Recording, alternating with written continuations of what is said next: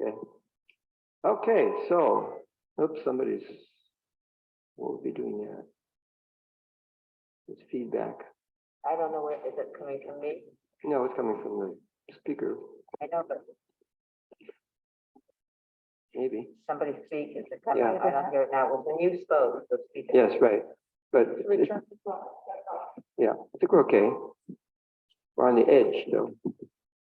Actually, is it? You'll be putting that on? Yeah. I don't know. Seems to. Okay, so welcome those who are here assembled. We do have a quorum of the board. We're missing Steve Weisberg, who couldn't make it. And this is an extraordinary meeting of the board, extraordinary in a couple of respects, precipitated by the ending of the contract support by SCT and the need to identify some way of addressing our IT and cybersecurity needs. So, how to proceed? We had at the last board meeting an opportunity to have a back and forth with Drew, who's here, and we have made some progress in identifying some alternate suppliers. Still, I think it's safe to say that most of us, if not all of us, are still somewhat uncertain as to what our vulnerabilities are and what measures can effectively address them at a reasonable cost. So I don't know if it's appropriate, Catherine, but if you would be okay with it, I'd like to ask a couple of basic questions of Drew. And let's see who else is here. Wilson. That's Wilson. He's the cyber insurance. Mm-hmm. So you have those people, those cases of what you might be interested in knowing. Okay, well, thank you both. The first task, I guess, in my mind, is understanding what are vulnerabilities, where they exist, and maybe Drew, could you speak to that?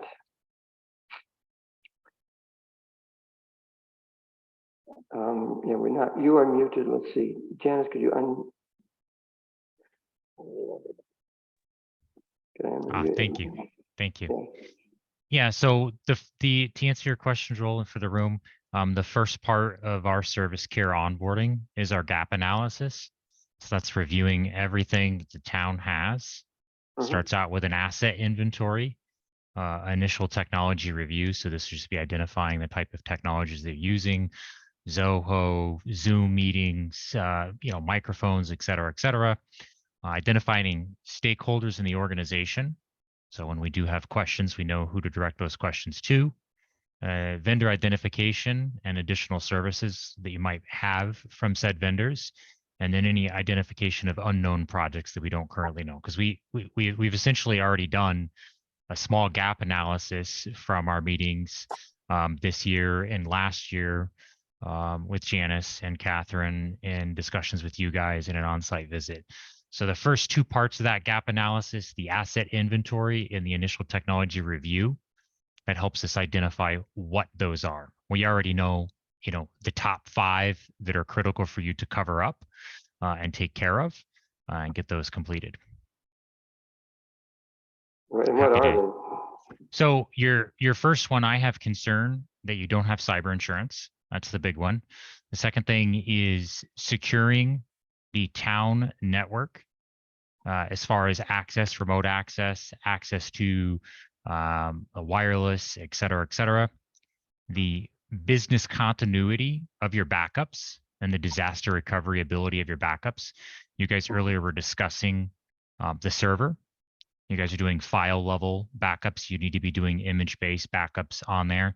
And then the event, if that server dies, right now you don't have a way to instantaneously get back to work with any of the services that are being served off of there, like Williamson Law Book, for example. And then the last two are going to center around end user education on a cybersecurity side. So identifying phishing emails and proper cyber education in general for everybody on the town board and the employees. Kind of blends Okay, together in the last one there, but so backing up, the first thing you mentioned was securing the network. Securing the network from what? potential bad threat actors and anything that could harm the town, reputationally or financially or technically.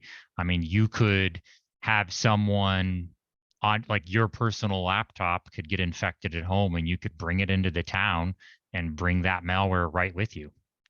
Right. So that's So what we're trying to secure against is malware? Malware, malicious threat actors, ransomware attacks, anything that would cause damage to the town. And by damage, you mean what sort of damage are we at risk of? Lose data. Loss of data, loss of funds, ACH fraud, wire transfer fraud, payroll transfer fraud, the whole 9 yards. I mean, there's, generally the threat actors are going to be after money, right? They're going to be working to impersonate someone you're working with via business email compromise, trying to set up an ACH fraud, trying to get you to process a check, trying to get someone to buy, I don't know, iTunes gift cards. It could be anything. Could be exposure of personal data, could be exposure of town people data, right? Social security numbers, date of births. I assume if I come into the town and I'm putting in a permit to put a septic system in on my property or something like that, I'm putting in my personal information on that form and you're storing it in your systems. You're storing it in Zoho. You're storing it on your computers. You're downloading it from Zoho, putting it in your downloads directory on your computer after you download it out of your browser. So it's all of those assets that the town has.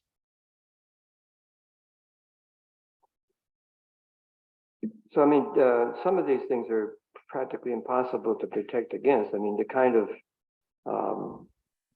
email, impersonating one of us, and we've already been there where somebody convincingly pretends to be one of us and asks for, in our case, asking to transfer their bank account from where it was to some new place. How in the world would you protect against that happening, other than through education, which we have been doing? Yep. So the human firewall is the aspect of the education. That's where it starts, right? That's the payroll fraud, right? So when Wilson speaks about cyber insurance, he can talk more about the coverages and how that works on that side. But end user education and then having a business process on your side, like for example, we educate our customers in their cybersecurity posture that transfer, they have to have an ACH transfer policy. They have to have a direct deposit transfer policy where you do not conduct direct deposit transfers without a phone call initiated outbound from the town. So let's hypothetically, I'm going to pretend to be Catherine or anybody. No, let's use Janice. I'm going to pretend to be Janice. I'm going to send an email in and I'm going to say, hey, I'm changing my direct deposit, et cetera, send it to this bank. You guys receive that, you process the change, right? If that's the current business process that you are doing, that is susceptible, and human training will help with that. The proper process is you receive that inbound email, and of course the threat actor can pick up the phone and call and pretend to be Janice. They can pretend to be anybody, right? That's exactly what they do. The proper process is to call outbound from the office. You'd pick up your phone and you'd call Janice's personal cell phone and say, hey, we received a request for you to change your direct deposit information. Was this you? Right? And then you get that confirmation from them. Mm-hmm. So a very simple change in business process, right? So for example, if one of our customers calls us and says, hey, I need the username and password for this piece of equipment, they could be anybody. Sure, there's caller ID. It's very easy to spoof caller ID. I can pretend to be anybody I want with caller ID. Instead of providing that person that username and password, we're going to say, hey, we're going to call you back on a known published number that we have internally as a contact for you. So if Catherine calls us and says, I want all the passwords for everything, we're not going to turn around and give it to her. We're going to say, hey, Catherine, let us call you back at the number you have. Pick up the phone, call Catherine back. Catherine answers. Catherine says, that wasn't me. Boom. That wire transfer fraud, that payroll fraud, that ACH fraud is stopped in that situation. Does that make sense? She's talking about human, the human education is, understandable and helpful. So is that what you are at? That's the beginning of Well, what you. that's how you address some of these potential issues. Which ones are you asking about that you don't think would be done that way? I'm just curious. I was just trying to get a handle on where the vulnerability lies and what are the ways of dealing with it to minimize it. Yeah, In other words, what's at risk of being compromised, and how would it happen that we need, and what kind of protections we need in order to reduce the risk or minimize it. I mean, you can't eliminate risk altogether, but what are reasonable precautions to take to deal with it? You've identified the network continuity backup. That doesn't seem like it would be. Well, we got some backup. Maybe, Laura, you've got some experience with this, so maybe you can speak to this too, regarding our financial records. They're not just here? on our server. Yeah, we have through all of our financial stuff, like through Williamson Law Company, we have off-site backups for all of that. I mean, if our systems ever went down, we're up and running with all the backups, with all the financials and everything that we have. As far as that kind of backup. For Williamson, all of our Williamson financial stuff. So, we would be up and running quickly. They would be reinstalling, putting in all of our data from our backup and stuff like that. So we do have that for our financial thing. And I know that right now we do have firewalls, and we do have a lot of those other things on our systems now. I think that there's probably a few other things we need on our system for, to get cyber insurance and to do all those kinds of things. But are you saying then, and this is what I always like to learn in these types of things. I don't know a lot about it. So I just love having you here, Drew, to be able to ask some questions about things like a phishing email, like somebody sends through an email. Okay. Potentially an email like that could come through on anybody's platform, right? That could break through anybody's. It would be up to the person sitting at the desk that receives that phishing email to know what to do, to open something or to not open something, or to use their head about, going to the bank and transferring money to somebody's account once they got it. What would you guys have is there anything that anybody could have that a phishing email could come in, all phishing emails that could come in that somebody could open that you would detect? Yeah, so I'm going to answer. I think there was two questions in there. A question about the backup, but we'll continue on the phishing emails. So your question is, what methods would TCNS use to prevent a customer from receiving a phishing email? Right? The bad guys, they run a business, and it is their job to figure out how to get phishing emails past systems that detect and prevent them.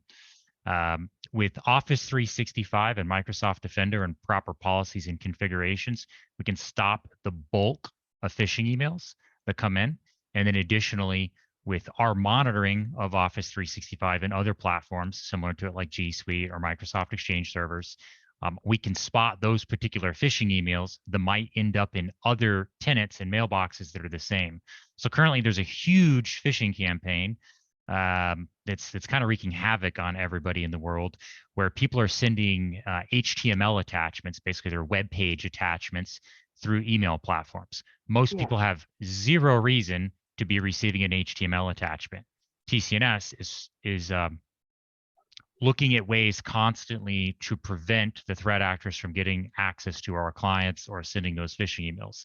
So when we detected this campaign and we saw the news about it, et cetera, the very first thing we did across all of our customer base is block HTML attachments, right? So if someone is not actively day-to-day participating in the ins and outs management of these platforms, it's not going to do it. There is no magic bullet piece of software that you put in front of a mail server that 100% blocks every single malicious email. That's just not the way cybersecurity and systems work. Your goal is to cost effectively mitigate and reduce the amount of exposure that the end user has to needing to make those decisions in those situations. And in that case, the easiest and most cost-effective way for a bad guy to breach a network is via email. 95% of ransomware attacks come from email. Right? It's free. I can send out tens of thousands of emails for free, essentially, as a bad guy. And you do the math, every single one of those emails is no different than you watching a commercial on TV and saying, gee, I wish a can of Coke sounds good right now, or I really want to go get a slice of pizza because I saw it on a commercial. Now everybody's going to be hungry and want lunch, but sorry for that. Boy, that sounds really good, Joe. See what I mean? It sounds really good. So these guys think of their phishing emails as marketing messages, right? They have a sense of urgency attached to them. They have something bad is going to happen if you don't do something, right? Someone saying, hey, I need my payroll changed. Something bad is going to happen. They're not going to get paid, right? That's bad. There's a sense of urgency between next payroll, right? And when people have those situations presented in front of them, it is difficult to think. It really is. I mean, you would be surprised by the reports when we onboard customers, like when we onboard Town of Danby, we will be doing monthly simulated phishing with every town email that there is. So every single person will get a email that is a real phishing email. It might say, hey, Leslie, free pizza today, Friday at the Pizza Hut, blah, blah, blah, blah, blah, something like that. You're going to be like, that's awesome. I'm going to click this link and you failed your phishing training right then and there. Right. So then you get a 5-minute remediation saying, hey, these are the red flags on the email. This is what you needed to look out for. During our onboarding period, our engineers will actually sit down and look at those emails one-on-one with you to push that user education part of that a little bit further. So there really is, to recap, there really is no golden, piece of software or setting. It's all about mitigation and reduction of that. And then failing the reduction and mitigation, because some things will get through, and anybody who tells you they won't is just lying to you. Is education, and then furthering the education, users that are empowered to report those phishing emails is important. So any of our clients, they get a button in Outlook, on their mobile phone in Outlook, on the web browser in Outlook, and it's called Phish Alert. They click the phishing email. The Phish Alert sends right over to our help desk. Our help desk analyzes the email and says, hey, Leslie, actually, this is a legitimate email telling you to renew your car insurance. We don't see anything. Or a pizza. Yeah, or a pizza, right? The car insurance people are probably calling you and not emailing you, but we all love those phone calls. So the important part there is that you have to think of cybersecurity and risk mitigation as layers of an onion. And you can only go through so many layers with so many funds, right? The first layer is just having good baseline cyber hygiene. And then as you continue to go down, you can spend tons and tons and tons and tons of money on, cyber protections and protocols and implementations and yada, yada, yada, but it's not practical for most organizations to do so, right? They don't have multi-million-dollar IT budgets.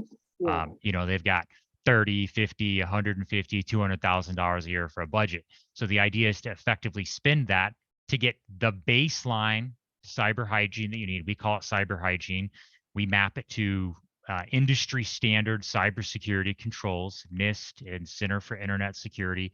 We map the baseline things that we give all of our managed customers to those. And then those things additionally map over to the baseline requirements for cyber insurance. So it's not too much and it's not too little, because there's a fine line between those two things.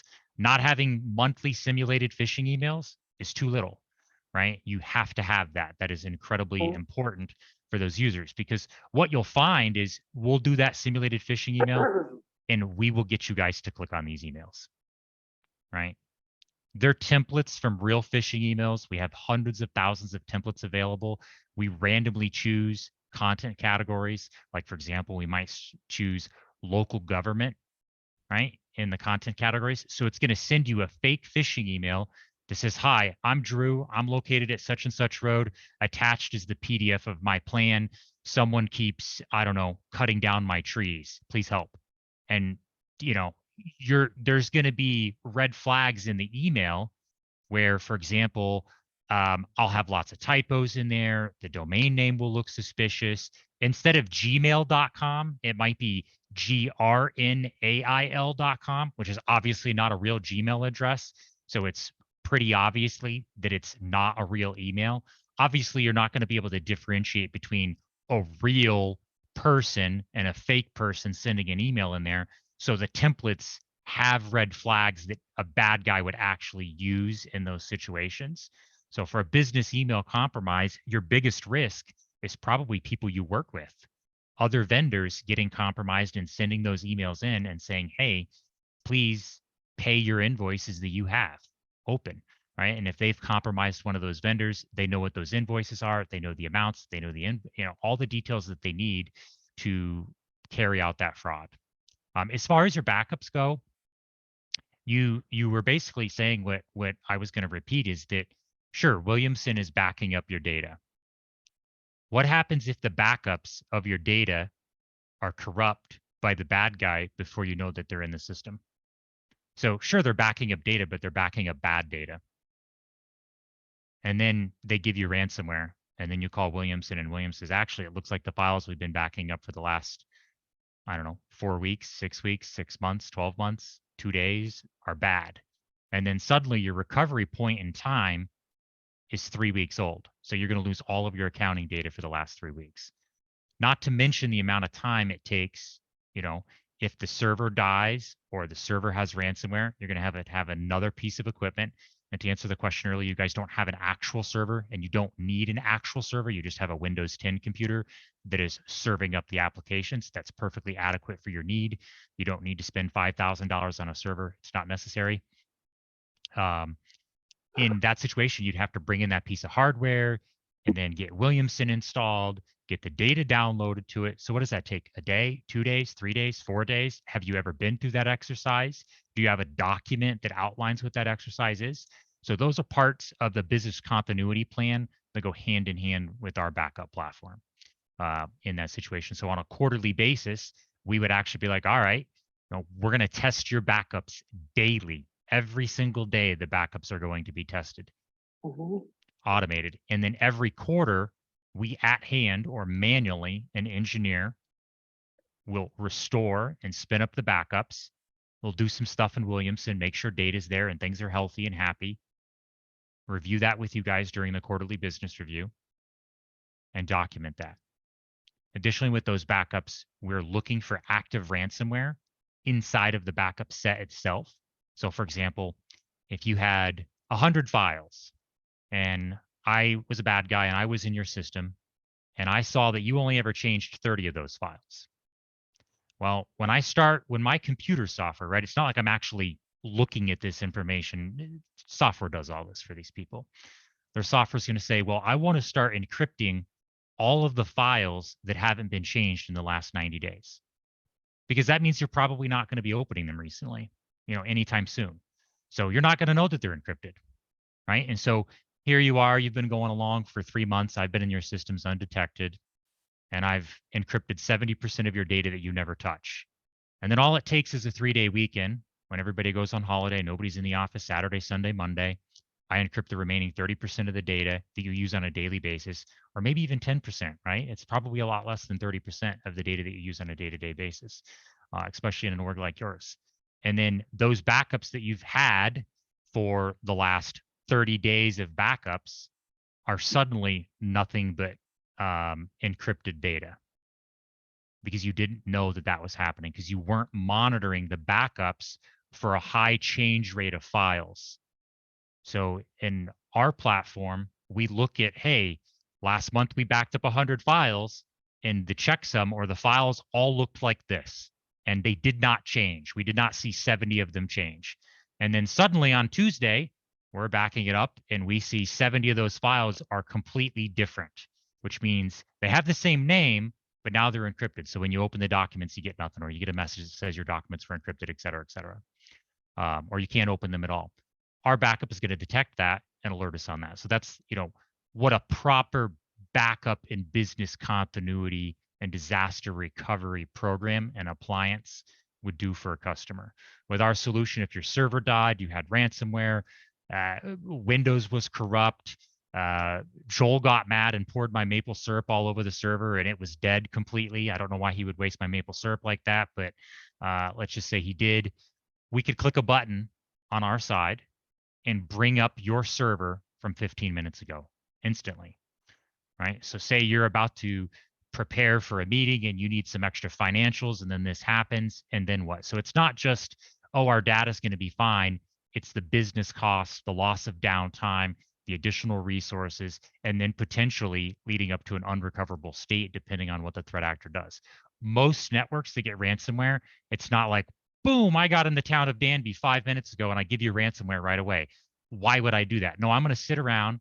I'm going to find out how your network is, find out who you work with, see if there's a bigger fish that I can attack, maybe even look in your emails to find out your cyber insurance policy limits for the amount of money I should ransom you for. If you have $1 million policy for ransomware, I'm not going to ask you for 200,000. I'm going to ask you for $1 million, right? Because I know that that's what the insurance company will start negotiating on and the total number of limits, because it is a business. It's not, a 14-year-old version of me living in the basement, in my mom's house. They're business criminal organizations. Does that answer those two questions for you, Leslie? Or does it make more questions? Laura, I'm just loving just listening to what you're saying. I am. It's thank very interesting. And now my understanding is that Williamson, when we do send our backups and we back up to them like every day, that they have something in some types of checking that they're doing with data to make sure that there's not any problems with that. And they don't override the backups or anything. We can go back in time, like months back in time for the stuff that they have. So that's a good thing. But what I'm loving about what you're saying is that now I know some questions to ask them as well. I wanna call and make certain of this, Yep. that And I understand it better by your explanation. But I think that they do have that. And but I want to talk to them about it. So thank you so much, because you've given me the ideas of where to go with that. yeah, and as far as the gap analysis and onboarding with us, when we identify your technology, we're going to be on that phone call with you with Williamson. We're not going to say, hey, go call Williamson and talk about their backups, because they're going to say things that you're not going to understand, and they're not going to know the difference between immutability of the data and what the testing process looks like. Sure, if they're actually taking every single backup and then using software to load that database into their platform and then check for financial records on a day-to-day basis, that's wonderful. I would be surprised if they're doing that.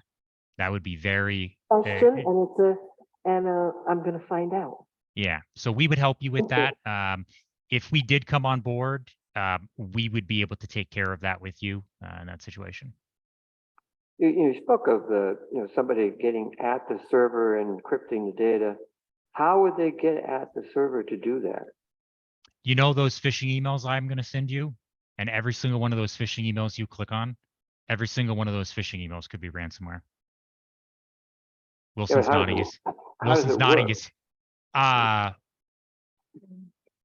Do you want me to tell you from my perspective or from a business perspective? Basically, the phishing email takes you to a website, and the website runs code on your computer, and that code downloads. Like in this case, there's a campaign out there where the HTML file has a base 64 encoded payload that assembles on your machine, so that payload isn't even really detectable, and then that payload downloads another piece of software.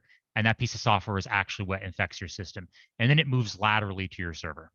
It doesn't even need to move to your server. If you have access to the server, all it needs to do is run from your system. So it's very, very simple. Anybody in this room with $500 can go home and go on the dark web tonight and get a ransomware kit. It's easy. I've done it. I've never done it for malicious reasons. I do it to know how it works. right? And to know how to protect customers against it. If you don't, then, how are you an expert, in my opinion? But the server, there are only a limited number of people who have access to the server. So I only need has one to be- person. I don't need, it doesn't matter. I mean, Well, yeah, but I'm saying is that the risk is limited to those people and their access, isn't it? not really. No, depends on how your server is configured, how the user shares. If the share permission is set to everyone, if there's exposed UNC paths, heck, you could have RDP turned on. I don't know. We haven't actually touched the server. Like I haven't plugged in a, keyboard and mouse and sat over there and had a technician go through it with us. That's not something we would do without a paid for assessment or having you guys on service care.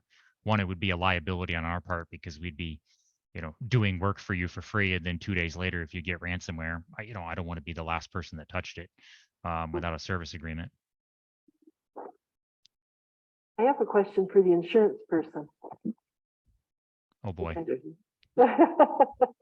Say you had all this protection and everything, and you actually insured somebody because you felt that they had that they had all the proper insurance, or they had all the proper things in place as much as possible to protect themselves. And say a phishing email came through like that, and somebody answered it, and then they clicked, say a clerk clicked on it, and then that clerk kind of fell for it and went right to the bank and transferred money and did all these other things several times. And then a few months down the road discovered, oh my gosh, I sent $40,000 to somebody I shouldn't have because of this phishing email. And then 2 months down the road, she discovers it. And what would your answer be for cyber insurance? Would you cover something like that? Or would you be looking at that like, Yeah. Can everyone hear me? Yes. Yes. Yeah. I'm Wilson, by the way. Yeah. As long as the act happened within the policy period, and now cyber insurance is doing much more underwriting than they previously did. And I can speak on the cyber insurance kind of timeline of what happened in the last 5 years, but yeah, you are attesting to your network on applications. There is strict underwriting to get a cyber insurance policy now. So what you are attesting to on the application is what forensics will look at when they come in to discover what happened and help you get back online and get your data back and get you up and running. That is the reason cyber insurance is there. As long as you are attesting to and staying to those attestations, what Drew does, the security matters for underwriting, yes, cyber insurance will pay out. There is coverage first party, third party, and direct monies taken crime coverages. There's So even if no data was stolen and there wasn't anything wrong with the systems, and it was an act of the clerk that she believed this and she believed this, and then she went and she transferred these monies and everything. As long as those things were in place, as much as possible, because as you were saying, no matter what you have in place, some of these phishing emails can still come through. Yep. Right? They can still come through. So if they come through and it was an act of an employee who went and did this, you guys would cover that. Yeah, a carrier will cover that. That is electronic theft or wire fraud. Maybe there's nothing wrong with the computer systems at that point. Maybe there's nothing wrong with stolen data or lost data or anything. Yeah, it's It's just an act that human somebody error. went and did this. Yep. A human error like that. You would pay as long as there were other things in place. Good to know. Yes, yeah, it's direct monies taken, so it's the crime coverages on a cyber insurance policy. I'm also saying not Maybe all, it would fall within fraud. Maybe the fraud part of the policy. yeah, exactly. Yep. Not all cyber insurance is created equal. There's no regulations right now around cyber insurance. There's very bad policies and there's very good policies. The company I work for is a cyber insurance wholesaler. So what we do is we have access to 40 plus carriers. And we partner with Drew and his team to help not only get the correct security in place to be eligible for cyber insurance, but educate and get the right policy in place for the business. And that's a comprehensive cyber insurance policy, because like you just said, attacks can happen in so many different ways. There's 28 coverages for a reason in a cyber insurance policy, including crime coverages, employee mistakes, social engineering, wire fraud, invoice manipulation, telecommunications theft. Those are all included in a cyber insurance policy. Okay. So can you speak, to Wilson, know. to the sort of policies and the required framework, I guess I would say, in order for a company to be willing to insure? Yeah, I can. So back, I kind of want to explain how this led up to it too, just to give you the background on cyber insurance. So cyber insurance was very easy to get before 2019. You had a website and a yearly gross revenue. Yeah, you can have cyber insurance, very little underwriting. That changed when ransomware hit in 2019, and in 2020, the pandemic hit. Cyber insurance carriers lost a lot of money because they were not properly underwriting policies, weren't asking the right security questions, and also not charging the right premium. So premium skyrocketed right around that time because they started underwriting correctly, and those security aspects have grown over the last 3 years. What is required? It's not it's not to a point where if you have a few things, you'll get a cyber insurance policy. It might not be good. It's to the point where you need to be cyber insurance eligible. It's almost, if you're not tall enough, you're not going to be able to ride.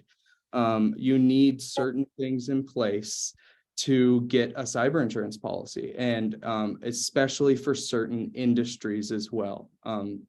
Cyber insurance carriers look at cities, municipalities as a risky industry. The reason is because why we're talking today.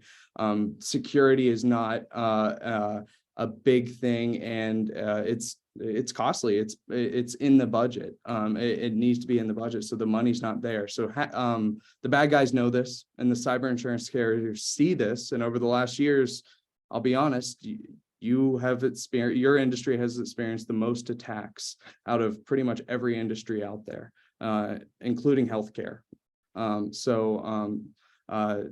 Because of this, they want to see very good security, and Drew builds his security around the cyber insurance framework, which we partner with MSPs like Drew all across the country to teach MSPs and businesses to do this. So applications that we fill out, we know what is required for cyber insurance. So Drew follows that framework to not only get their clients protected, but also insured and eligible. So could you sort of touch on what the requirements current are in order to become eligible? Yeah. Certain different carriers have different requirements. Underwriting is different from carrier to carrier. But I can say in your industry, we want to see immutable backups.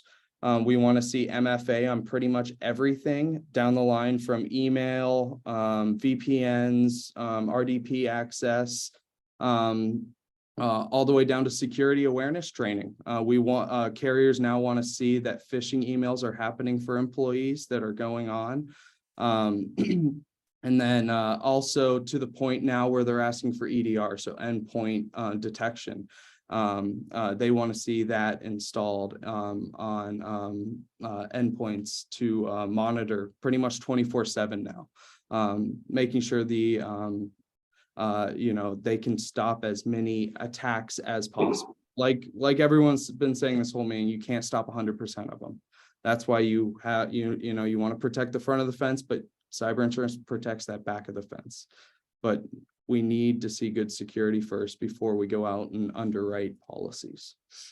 So endpoint detection is not being required in order to get coverage commonly?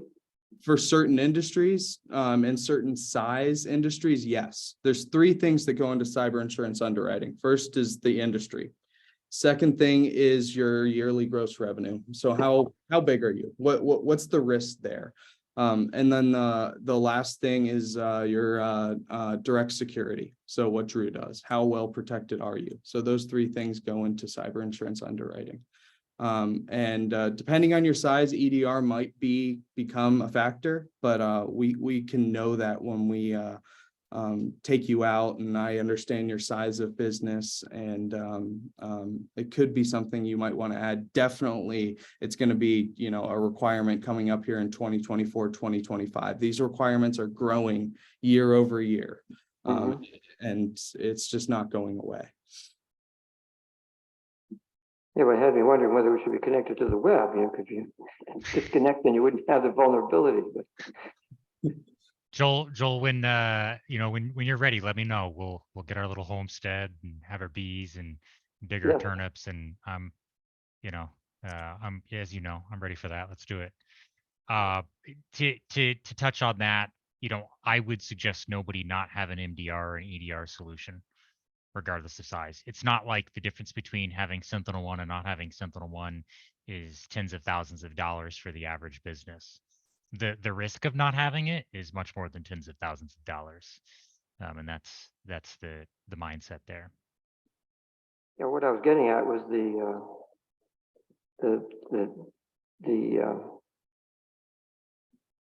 cost of some of these, you know, protections exceeds the, well, it's very expensive for a small outfit, and it may be out of proportion to the risk.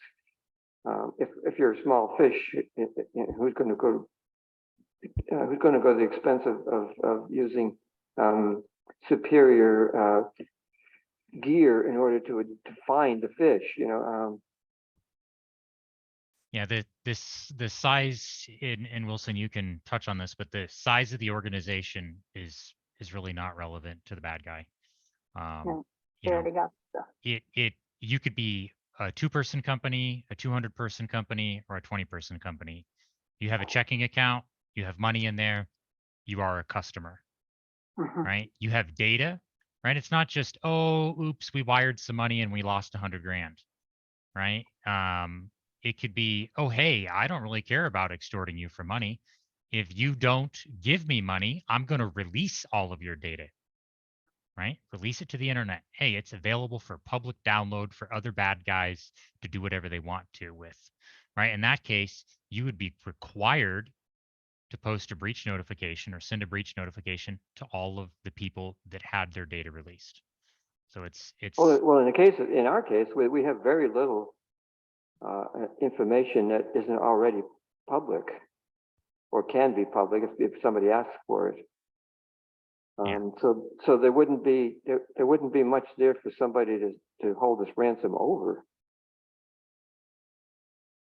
You know, we're not, you know, even the county has information that it's perhaps, you know, would be damaging if people knew about it, but we've got very little. It's not necessarily that we have stuff that is public available, but if any one of the public thinks that we're being irresponsible, then they can go after us for doing something that leaks their information. So let me ask you this question. Does anybody in the office keep track of health insurance for employees? I'm sure, right? So they have first name, last name, date of birth, social security number. Yeah. If I were to take all that information and go rent a plane and write it out on the sky, would anybody like that? No. Right? So any of that PII or personally identifiable information that you have, it doesn't matter if it's a social security number. The common one is organizations have an Excel spreadsheet that they use every year for renewing health insurance. And they stick it on their computers or their network somewhere and they forget about it until health insurance renewals are due again. If I'm a bad guy, that's easy money right there, right? In those situations. So, you know, Joel, you definitely have valuable data as a town. If you didn't, you wouldn't be at the top of the list for the bad guys, right? And then towns aren't like a regular business. They don't go out of business, right? You don't just close up shop because you wired $80,000 to someone and you'll never get it back. That's just not how it works. You know, law firm or a CPA or a veterinary clinic, that could be the end of their organization, losing that money. Mhm. You know, if you I have have a quick- cyber insurance, go ahead, sorry. Oh, that's okay. Go ahead. I didn't mean to interrupt you. I was going to say, if you have cyber insurance, you're protected in those situations. And I wanted to point out the inverse of what Wilson said earlier is if you go out and you get an insurance policy, because this is why Fifth Wall is part of my team, is I've been handling customer cyber insurance renewals and attestations for years. Our team has. We will have someone come to us and say, hey, my insurance broker sent me this questionnaire. They said, I can renew your policy if you answer yes to all of these. And they tell the customer to answer yes to the controls that they need to answer yes to so they get a policy. And then you get a breach, and then you call up the insurance company. The insurance company comes in, they do their forensics, the lawyers come in, their forensics teams comes in, and they say, yeah, your attestation doesn't actually match what you have here. Your coverage is denied. Yeah, sure. You can't fraudulently apply. Yeah, I'm just saying that's the reason that they're in our team, because there are situations where people are not educated to answer those questionnaires adequately via IT companies or insurance brokers or just staff in those situations. So if you guys have any other questions, I don't want to beat up the protection portion, because look, we're going to give you what you need and nothing more. To answer your question about EDR and MDR, you're not getting CrowdStrike, which is $50 an endpoint per month. You're getting SentinelOne, which is like the baseline MDR solution or EDR solution in the industry. It's not the Lamborghini of cybersecurity products. It's the Honda Civic of cybersecurity products. That was going to be one of my questions. Yeah. Yeah, I could give you cybersecurity that would cost you $200 a month just for the software licenses per system per month for an organization. You don't need it. It's not going to affect your premium. It's not realistic for you. Even if you were a $20 million a year company, distribution company, a furniture factory, it wouldn't be practical in those situations. Maybe if you were a $20 million a year healthcare company or a company that held tons and tons of PII and had this massive, huge risk to the organization and the people that you served, sure, you might want to be spending that kind of money in those situations, but it's not necessary. That was what my question was going to be. And I like it you use food for your analogies, because I have one, like a little analogy to ask a question of. I was going to ask just that about the levels of these requirements for cybersecurity. For instance, let's say I was going to have a big party and I wanted to hire a caterer. And I said, in order for you to apply to be my caterer, you have to have chocolate cake with peanut butter icing. And this one company comes and says, I have chocolate cake with peanut butter icing. It's a quarter of an inch thick. And then another company comes and says, I have chocolate cake with peanut butter icing, and mine's 3/4 of an inch thick. Does that pertain to these different requirements that you're talking about? Do you see where I'm going with this? Yep, There's different absolutely. levels of this for different prices and for what you think a place needs. Like, some of them need the 3/4 of an inch thick, and the others maybe not. Yep. But that does exist then, different levels of these services. Absolutely. Yeah. And you have to right size it. I mean, it's not one size fits all. We have clients that have entirely different needs than you guys do as a customer. We have clients that frankly have less needs than you do in terms of your projects and what we would call things like technology debt, where there's just, antiquated systems or software or, like not having immutable backups. Wilson touched about that. Your current backup schema is most likely not immutable. I would bet you a gallon of maple syrup that it's not immutable. And we know that I love them. See, food. There we go. We're all gonna go have a nice lunch after this. I know it. I hope. Now I want some chocolate cake. Thanks. Yeah. So there's a lot that goes into that process. It is not difficult or time consuming from an onboarding process for our company to take the town of Danby from where you are, and that's the gap, right? Where you are to where you need to be. A gap analysis looks at what that is. It says, well, over here you have this, this, and this, and this, and the place you need to be is over here. what needs to happen to go between those things. A And then small what network. can be, what's affordable? What's Yeah, affordable? and we know Different we entity. yeah, we know what we know, and then there's the unknown unknowns. But Mhm. in that case, it's, you know, we're going to go through that process with you and bring you up to speed in there, and it's only going to take you a couple of weeks.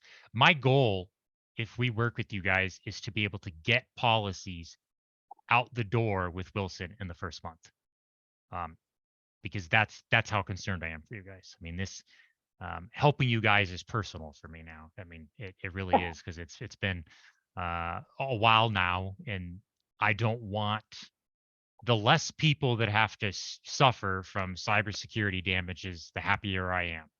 Well, I Those like the way you situations. answer my questions, as you can probably tell my level of expertise in this. Yeah, well, You're hey, answering me in a way I can understand you, so. I thank you. I'm 39 years old. I've been in IT my entire life. So it's my job. It's my job to make sure that people understand technology and understand the risks associated and how to reduce them. And, you know, additionally, how to make technology work for an organization and not be a cost center. Of course, it costs money to do things well in technology. And there's a limit. You know, you want to take care of the low hanging fruit that gets you to where you need to be, and not a whole lot more.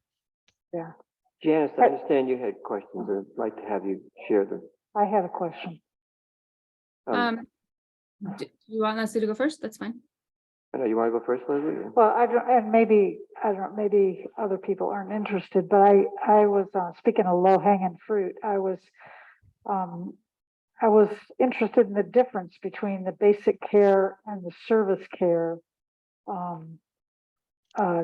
Just even in simple, quick, I mean, I can go through and compare Sure. different quotes, but I mean, just maybe a simple, what's the Yeah. difference? So I will answer this very easily for you. We have 3 service models. We have basic care, we have core care, we have service care. What was the second one? Core care? Core care, Or- and 90% of our customers work with us on a service care basis. Basic care is a monitoring and licensing solution. So we give you all the tools that you need and everything else that you need, Office 365, EDR, MDR, mutable backups, the whole 9 yards, to apply for cyber insurance and be successful with it, and also protect yourself. But there's no included labor. So if you call us and if you're on basic care and you call us for 100 hours in 1 month, we're going to send you a bill for 100 hours. Obviously, you're not going to call us for 100 hours. So the problem with a service like that, and this really is really important for you guys, which is why we haven't even discussed basic care until recently, is that you're going to be hesitant to ask for help or bring up issues because there's a direct related billable cost to it. And on our side, there's nothing worse that IT people hate than not being able to fix a problem, right? Anybody in here that sees something broken and they're like, damn, I really got to fix that. That's going to irritate me. It's 100 times worse for an IT person.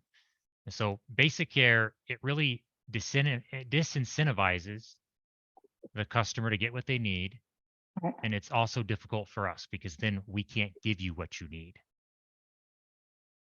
But Service don't you care. But don't you anticipate by and large what we need in order to provide the basic care? Yeah, well, yes, we do, but we don't know. Like, for example, I have no idea if you're going to need 20 hours of training in Office 365 or 5 hours of training or none. I can't predict the future. If you guys, need something or support that is on there, if I were to predict the future in that situation and give you something, some included services in basic care and exclude a bunch of other stuff, I'm only going to give you remote help desk and things that really aren't going to help you succeed. To be honest, they're going to make the company money in that situation, but they're not going to help an organization succeed. On service care, it is unlimited. So that means your projects. Hey, you guys want to migrate from Zoho to Office 365 instead of getting charged $200 a mailbox? Guess what? The project is included. Hey, we need to come in and install new firewalls and new access points for the town of Danby, right? Guess what? Everything but the cabling portion, the guy running the wires in the building is included. Hey, you need a new server? Guess what? You buy the server hardware, we come in and take care of the migration. Hey, you need to update Williamson Lawbook on 3 computers? You need help remoting Williamson Lawbook in there? Included. There is no change in the cost of services with Service Care. You can 100% predict what you're going to be billed at any time. 3 years from now, 5 years from now, 2 years from now, 6 months from now, whenever you want. So pretty much all of our customers are in that program. The only customers that go on basic care are small startup companies with 1 or 2 people that are just getting started in their organization. So Right. What about core care? Core care is a middle ground where basically you get the help desk, but no projects.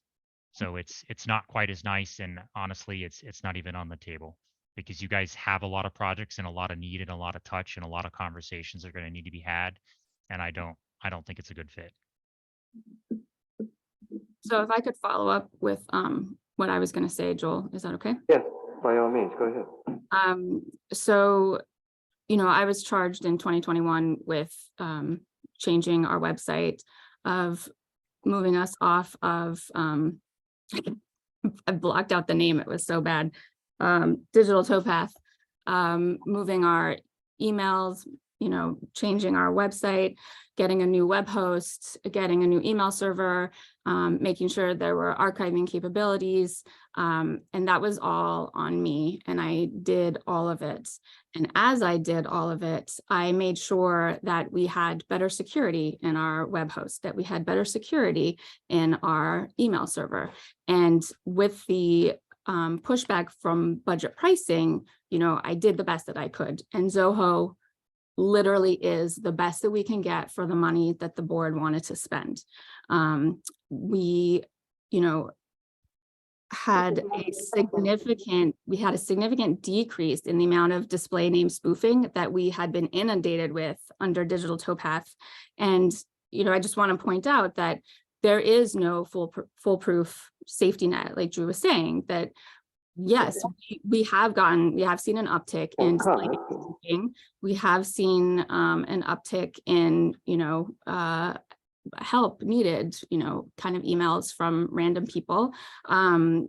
But what we have done and what I have done is to implement those safety guards to the best of my ability. I am only one person, and IT is not my job here, as has been pointed out to me numerous times lately. However, I was tasked with doing that, and I did what I could. So what I'm hearing is that if you want to be fully protected, and if you want full-time monitoring, which I am not able to do, so I'm obviously not sending out emails to test people on whether they're going to fall for the next phishing scam. I have had emails from people saying, why has this been quarantined? And I have to respond and say, well, it's quarantined because it should be quarantined, or it's quarantined because our spam filter for the display name spoofing is set up such that it will do that, because I don't have an email from a person who should be on the safe list to be on the safe list. So all this is to say is that if you want improved IT security and you don't want it from me, then you got to get it from somebody else, because SCT was not able to provide it for us. I'm not able to provide it for you. But I think that this is something that is very important, because we have fallen for ACH payroll transfers. We have fallen for the display name spoofing in the past. And so the amount of people that have come to me with problem, and I'm more than happy to help. I wanted to do multiple Zoho trainings, and we were able to do one. So being able to have the digital infrastructure that we need that can help us move forward and being protected to do it, I feel is of the utmost importance. And that's what I've been trying to say for the last 2 years. And, I hope that something good will come out of it. So Drew, so in taking into account what Janice just said, we have some limited protections now based on what Janice thought was reasonable to incorporate. How would you, if you were to take over our IT support, how would you deal with the existing situation and infrastructure with regard to our programs and procedures? So that would be discovered during our gap analysis, and then we'd go through planning and implementation. So the planning would be, hey, what asset changes, what software changes need to happen? What's the roadmap look like? What are the known projects? Office 365, immutable backup, cybersecurity insurance, and Office 365 training. We already have an onboarding project created in our system with all of the notes from my interactions for the last 2 years with that. To piggyback on the service care and what Janice just said, Janice should be helping you guys make the town a better place, not pulling her hair out and running around doing IT. Leave that to the professionals. I have no business running a town. Might be fun, but I don't know. My idea of fun is a little bit weird, so let's just leave it there. But it's a common thread. If someone is doing IT internally and it's not their full-time job, they probably have better things to be doing than evaluating those situations. So we know what you have to the degree that we can advise you. Most small networks that are neglected are pretty much the same. I'm not saying that in a bad way. I'm just saying that where you're at is not where you need to be in that situation. So the first thing that we would do in week 1 would be the gap analysis, and that would really take us a few hours in the office, a couple of discussions with you guys, some discussions with Janice, some looks at Zoho, and then we would pretty much move on to planning and project implementation, planning out the timeline for the Office 365 move, if that was possible, which I would highly suggest to do that in there. And the other thing, some of the other stuff that we'll be doing on a project basis with you, included in service care, really doesn't require interaction. It just requires, hey, we're doing this week. Expect to have immutable backups Tuesday morning, so on and so forth, and moving through that. Well, to give Janice a little bit of credit here, she was very impressed with Triple Cities 2 years ago when we were looking at our options, and we are where we are for the reasons that she stated, which is that we were unwilling to spend the kind of money it would take to have used your services then, and here we are 2 years later reassessing the whole situation. But in light of that, it's my understanding from some conversations that I've had with you, and that I've heard with others, that you would recommend at least changing to Office 365 instead of Zoho. Oh, yeah. And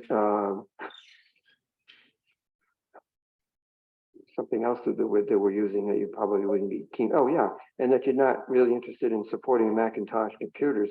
Those are significant considerations for Janice, I think. Is it that you would not support? Please, no.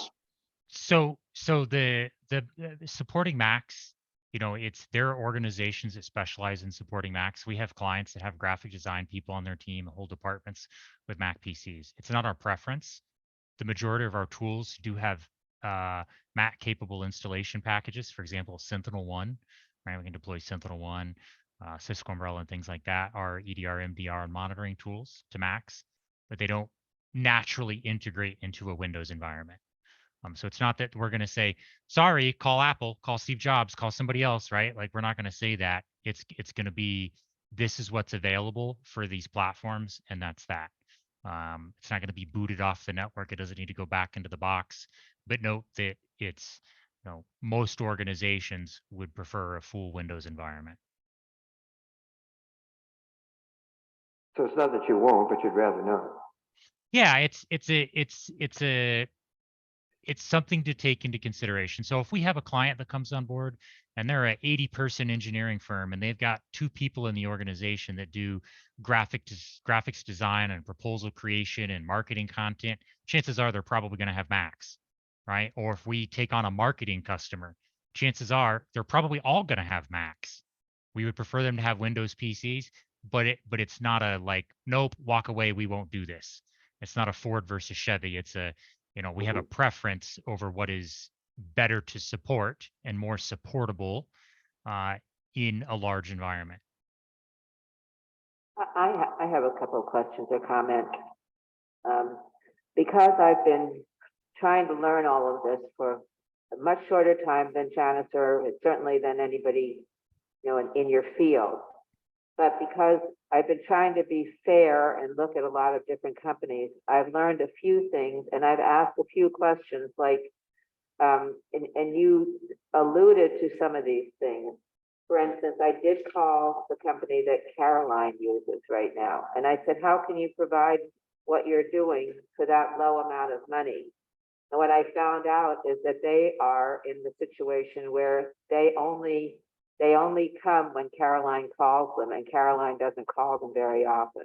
Basic. And I called, now I have a lot more to learn from that company if I was going to. I called the county, the Association of Towns, NYMER, New York State Department of Homeland Security, and then I've called a couple of the local towns. My understanding is now, again today, that one thing you said, in order to save money, we may not be asking for the help that we need when we should, if we're on a basic care or with these other companies. And then I understood that the difference is, if you could explain, some companies work on a quota system. They get a person in on at a certain level, and then when it's apparent that the company or the town would benefit from additional software or support, those things come at another cost. So in other words, I know you get what I'm talking about. Yeah, so I can answer that. Really what you're talking about is upselling, right? So I could give you a proposal that says, oh, it's going to be X number of dollars a month. You guys are like, awesome. You don't read all the fine print because it's not even written in there. You sign the piece of paper. My team shows up and they say, yeah, your backups, we're not touching those. They're unsupported. And you're like, wait a minute. We just hired you to do IT. And you see Zoho, we're not going to support that either. When you want to create a new user in there, that's on you. When you want to do this in there, that's on you. But here is a proposal and a fee to install a Datto. Here is a proposal and a fee to migrate to Office 365. Well, by the way, here's a proposal and a fee to install a new firewall. And here's a proposal and a fee to do this. So it's called a wedge sale. The idea is that I give you a minimum viable contract price in the hopes that I can easily win your business solely based on price, not information, not education, not customer service, and get you to sign that. And then you're stuck in that contract and you have no way out. And then I'm suddenly telling you everything else you have is wrong. And then I'm upselling you. And suddenly you're $500 or $1,500 or $2,500 a month or whatever the number is, suddenly becomes a lot more. And then every time you need something additional, it's another project fee. It's another quote. It's another, we have a new client. Their contact calls them sales weasels. No offense to Renee. But there are people that harass you to buy more things and sell you more services. So I could give you a quote that doesn't have SentinelOne on there. I could give you a quote that doesn't have Office 365 licensing on there. And then I would just be upselling you. I'd be coming back in 30 days, 60 days, 90 days and saying, hey, you really need SentinelOne because you want to get cyber insurance. But instead, I'm putting it out there in front of you right now so you can see that without any, kind of gotchas or headaches in there. So there's one other part, and another company I was talking to said something, and I don't know how to ask this, so you know me, I'm just going to say what I think I heard. Mm-hmm. I think I heard this person saying, would you own your software? Should you own your software? Do you own your licenses, et cetera, in case we decided we took you and we didn't like you anymore, and then we moved to somebody else who owns the stuff? I probably didn't say that well, but I think you can get it. Nope. Yep. So, if we have a customer that one of the part ways, your Office 365 licensing is yours. You'll pay for it annually on the NCE Microsoft contracts to get a little bit of a discount. Tomorrow morning, Joel and I decide to buy 100 acres in upstate New York somewhere and start, goat farming and, have a big apiary. I don't know. Joel, we're gonna have a lot of fun together in this fictional story. But all that stuff is yours, right? Like the subscription licensing to Sentinel One, of course, if you're going somewhere else, you can buy Sentinel One from them if they're authorized and able to sell it to you, right? If they have the ability to sell it, sure. They may not monitor it the same way. They may not take action on it the same way. I mean, they could certainly do that, but no, you're not going to be having a sunk cost in any situation by working with TCNS. There's nothing that's going to do that to you. But I don't see you guys having any issues working with us. So Ted, you're raising questions in my mind. Do we own or do we license the Zoho platform, Janice? We do. We pay an annual subscription fee for that. And that's the workplace professional. So it's the work drive, it's the email server, it's the email archiving. Yeah. And Drew, if we were to switch from the Zoho platform to the Microsoft platform, would there the cost of doing that is in addition to the cost of your service, right? You have to pay for the licensing for Office 365, right? You're going to have to pay for that through us. It's already on your quote there with the seat information that I was given from Catherine. How much is that? I'm just curious. How much is that license? So Around. a seat of business standard, if you pay month to month, is $15 a month. That gives you Office, email, Teams, the desktop Office applications. Is that Yeah. per user? Per user, month to month. I would never recommend anybody do month to month licensing with Microsoft. With NCE, it's called New Commerce Experience. You get a 20% discount by doing annual, so it's $12.50. So you do the math, 12.50 times 12, and there's your annual price, $150 per person. You're not going to need business standard for every person.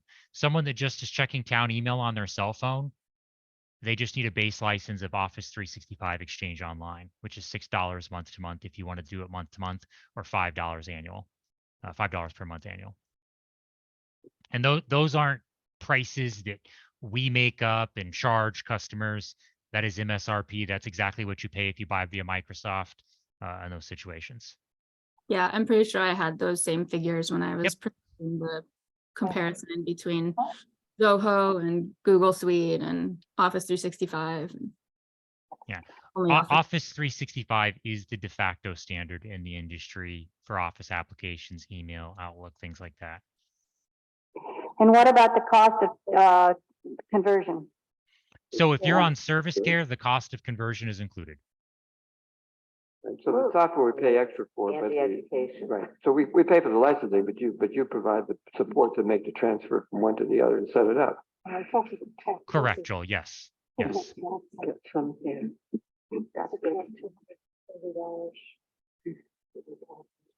Can you talk a little bit about the telephone system?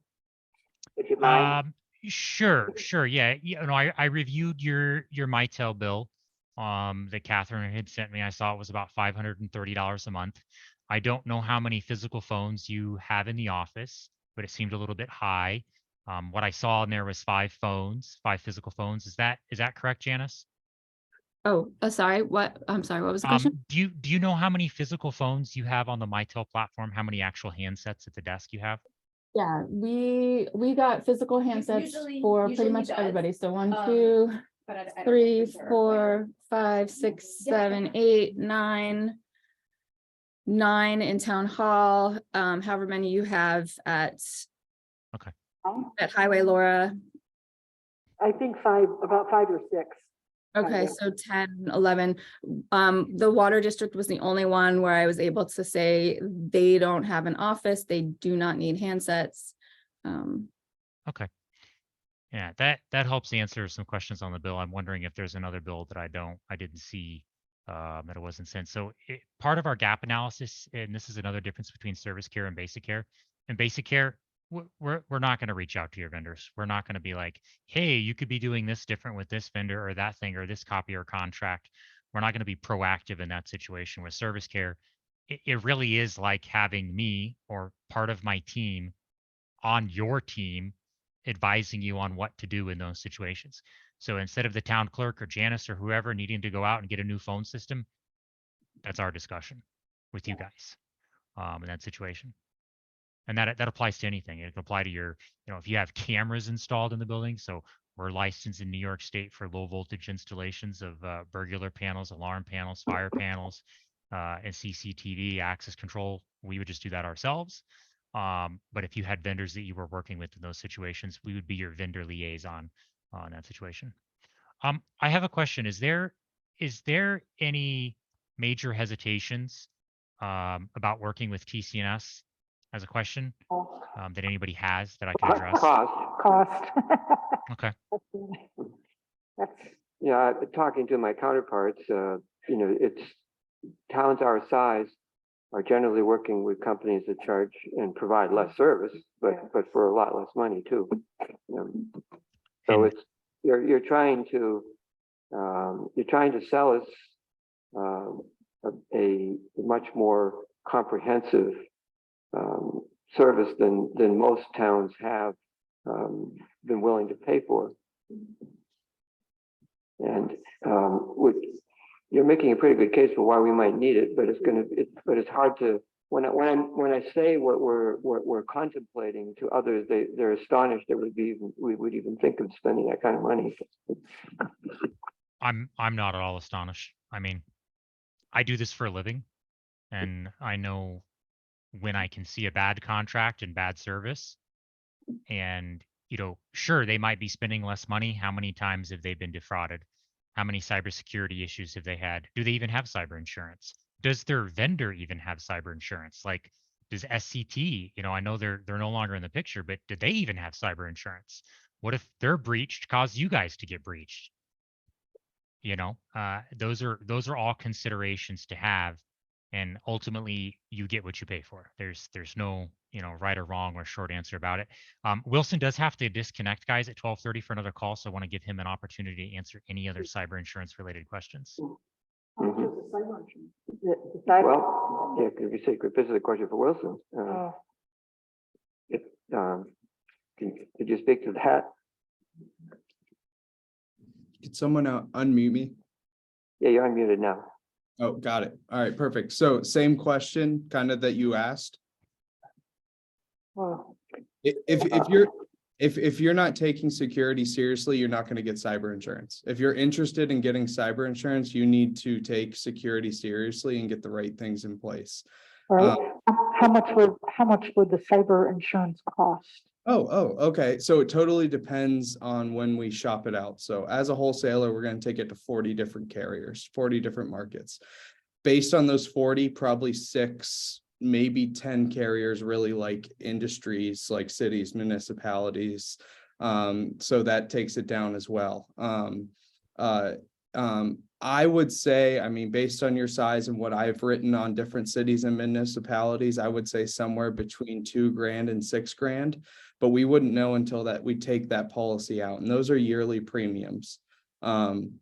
That's kind of where the cyber market is. We're going to find the best possible policy, but we want to have the best possible security to present a good risk. So right now where you're at, or maybe considering smaller or less tech to be installed, you won't be eligible for certain policies. Your cyber insurance is going to be way more expensive unless you have, or you might not even qualify for cyber insurance to begin with, unless you have good security. I can work with Drew to set a baseline on what you need to have and make you a good risk to those carriers and underwriters so they can provide you with a policy. But I couldn't give you a set price right now. I could go out with the assumption that you have good security and show you premiums, but we wouldn't be able to make that effective policy in place until you have the correct security in place that the underwriters are asking for. You got that? Yeah. I wouldn't be able to tell you a set premium. I can give you a range. I don't know how large you are and how much money's coming through. Yeah. My impression is that we're money ahead, minimizing our risk in any event, because actually having an event where one would need to use the insurance is in itself a hassle.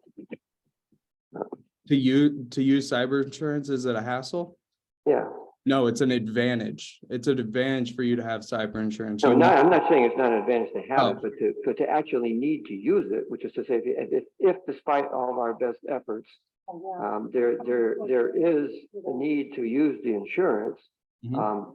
just having to use it is itself a hassle, which is to say, it's well worth avoiding if possible, the need for it to be invoked. Well, that's the other thing. My understanding maybe is that that is another thing that comes with, if we did have a problem, TCNS would also help look for where, I don't know this part. Do you have any play in that if we got hacked to help us with the insurance I'll let claim? Wilson answer what that looks like, because Yeah, that's so- an insurance question. Yeah, so if something happens, obviously carriers have their approved vendor, so they're gonna have approved lawyer that's gonna come in and quarterback the incident. They're usually gonna say, go forensics. Forensics is going to reference with Drew directly, with his help, what is going on. Drew knows your system best, so if he were there and providing security, he will work alongside the carrier to help you get back online. The forensics is going to look through everything. What data was released? Is there ransomware? Are they asking for a ransom? They can actually speak to the bad actors and get that ransomware lowered. Obviously, that's in the best interest of everyone to get everything resolved. But yes, Drew would be involved in everything during the incident and breach. But the carriers are the ones, providing those lawyers, forensics, public relations people to get you back online and control your public image, and notifying the affected individuals if data is released. There's fines and penalties and costs for that as well with the state. What's the deductible likely to be? Yeah, great question. There's retention and deductibles on every policy that can range from $2,500 to 10 grand, maybe. It just depends on the carrier and what they want to do for your risk. The better risks usually get the lower deductibles, and the better carriers who like that certain industry, and we know those industries for cities. But it depends.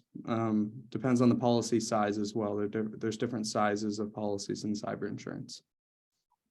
There was a comment about if this were to happen, we hope, of course, it would never, ever happen. You mentioned to me something about the fines and notification costs and then the lawyer fees, which we haven't said out loud in here, and they're scary high. Say that one more time. We didn't discuss, when I was talking to you at one point, we were talking about, of course, I'm hoping that we would never, ever have a problem, blah, blah, blah. But if we did, when something happens, there's notification requirements. Who puts those up? And then the cost of things like the cost of notification, where it goes, and the lawyer fees, et cetera, et cetera. So that hasn't been brought up in here today. Yeah, cyber attack in general is catastrophic to a business or city. I mean, you can look on the news and see Suffolk County in Long Island is still working with pen and paper 3 months after a ransomware breach. They didn't have cyber insurance. It took them months to get their network back up. They had to notify thousands and thousands of people, which cost money. They were doing all this out of pocket without any help. Go out and find their own forensics team and pay them $80,000 to come in and find what's going on. Find a lawyer. They didn't have cyber insurance to help them through that incident. We have an employee here who lives in Suffolk County, and his driver's license and social security number was taken out. He couldn't pay his water bill online. The fire and ambulance places, their network was down. Lots of things happen when there's an incident.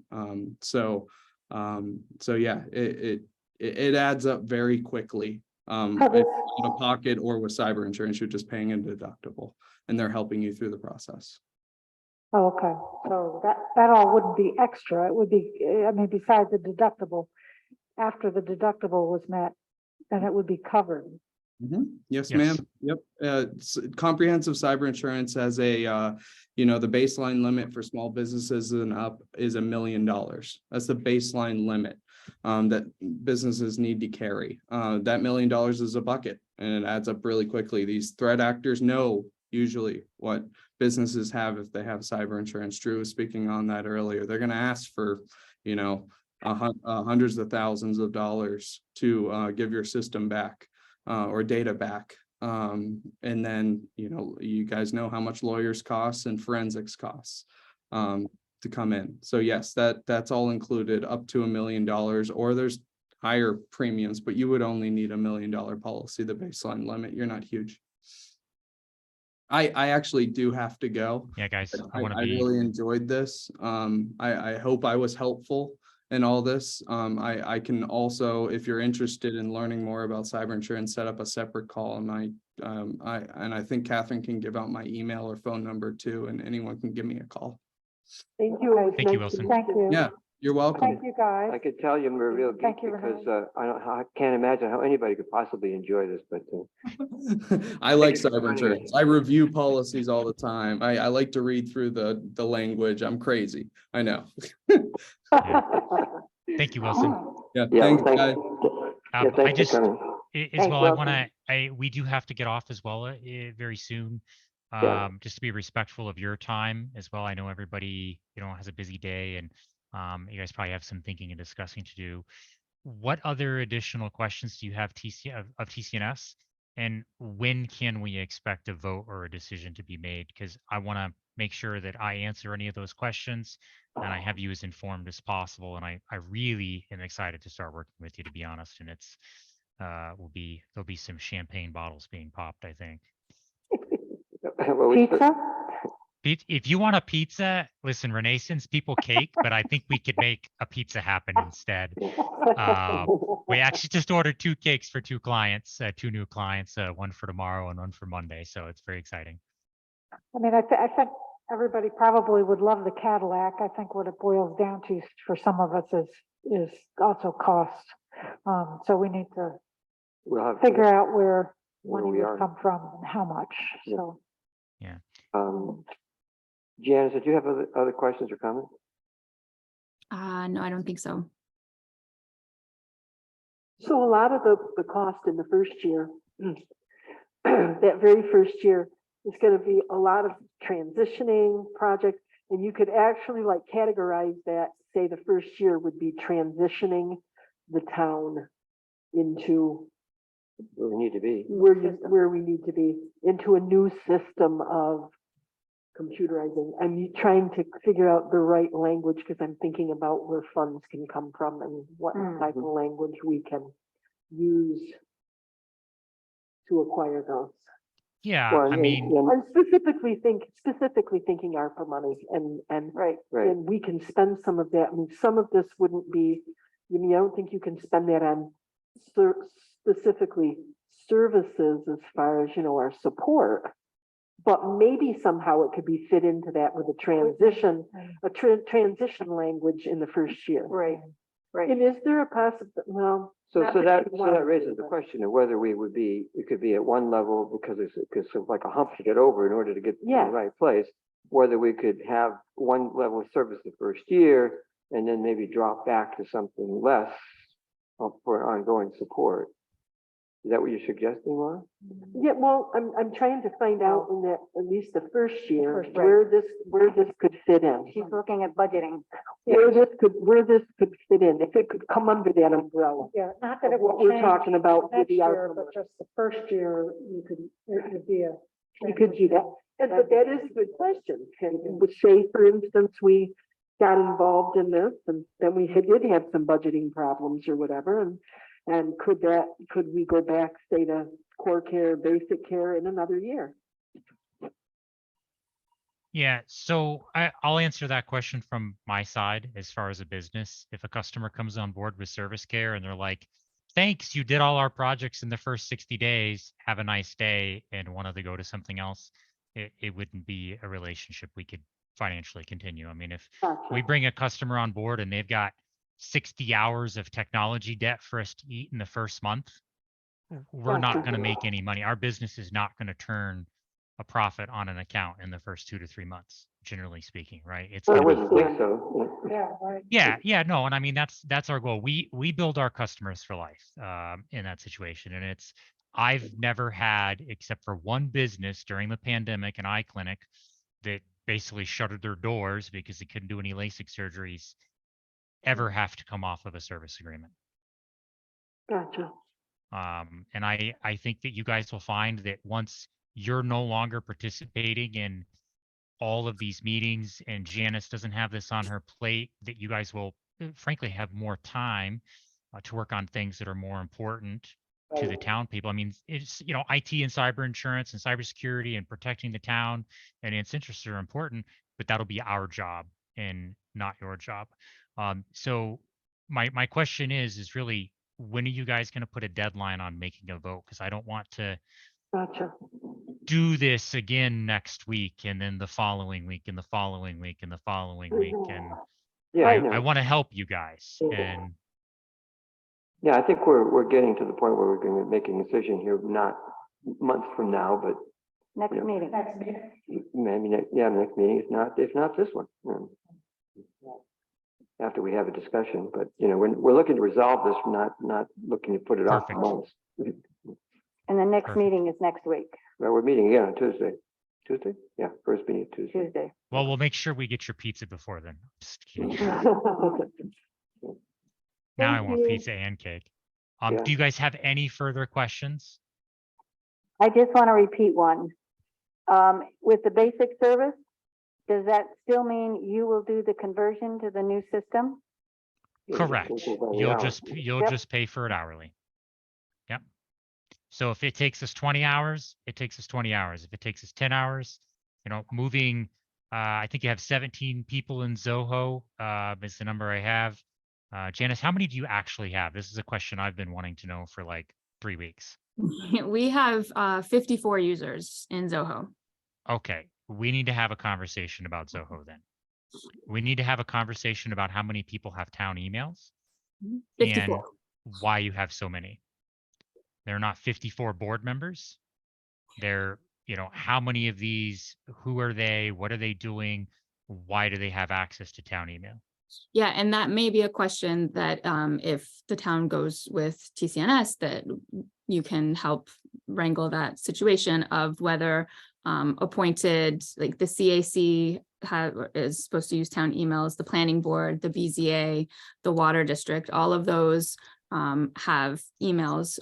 Therefore, we have 54 users. So anybody that does business for the town has been given a town email. That's policy driven because the open meetings law and basically the framework for conducting public business is that if you're conducting public business, it should be captured and you should be using, a town platform for doing it. So minimizing the use of private emails when conducting town business. So people who are in a position of doing business, whatever it is, they're a planning board member, BZA member, for the town, are supposed to do that business using a town email address. And that's why they've got them. And therefore, it also gets archived in our And so email. that, the traffic, so to speak, on those is all captured by an archive so that in the event that there's any kind of FOIL request, Freedom of Information Law request, or any kind of litigation, we have a record of what's being said and done for purposes of be it the public and if necessary the legal system being able to look over our shoulder and say we were doing things properly. Yeah, that's interesting. You're paying $4 a month for the mail premium, Janice? Okay. Yeah, so we're at $3,888 for those 54 users, per year. Yeah. So the equivalent Office 365 seat is $6 if you're paying for it annually. Yeah.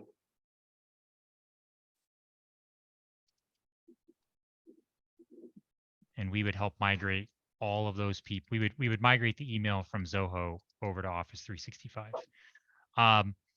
If you guys, Yeah, because it raised a question in my mind. At one point, you were saying that the fact that there are all these people using emails and conducting business, you know, our town business presents a huge issue in and of itself.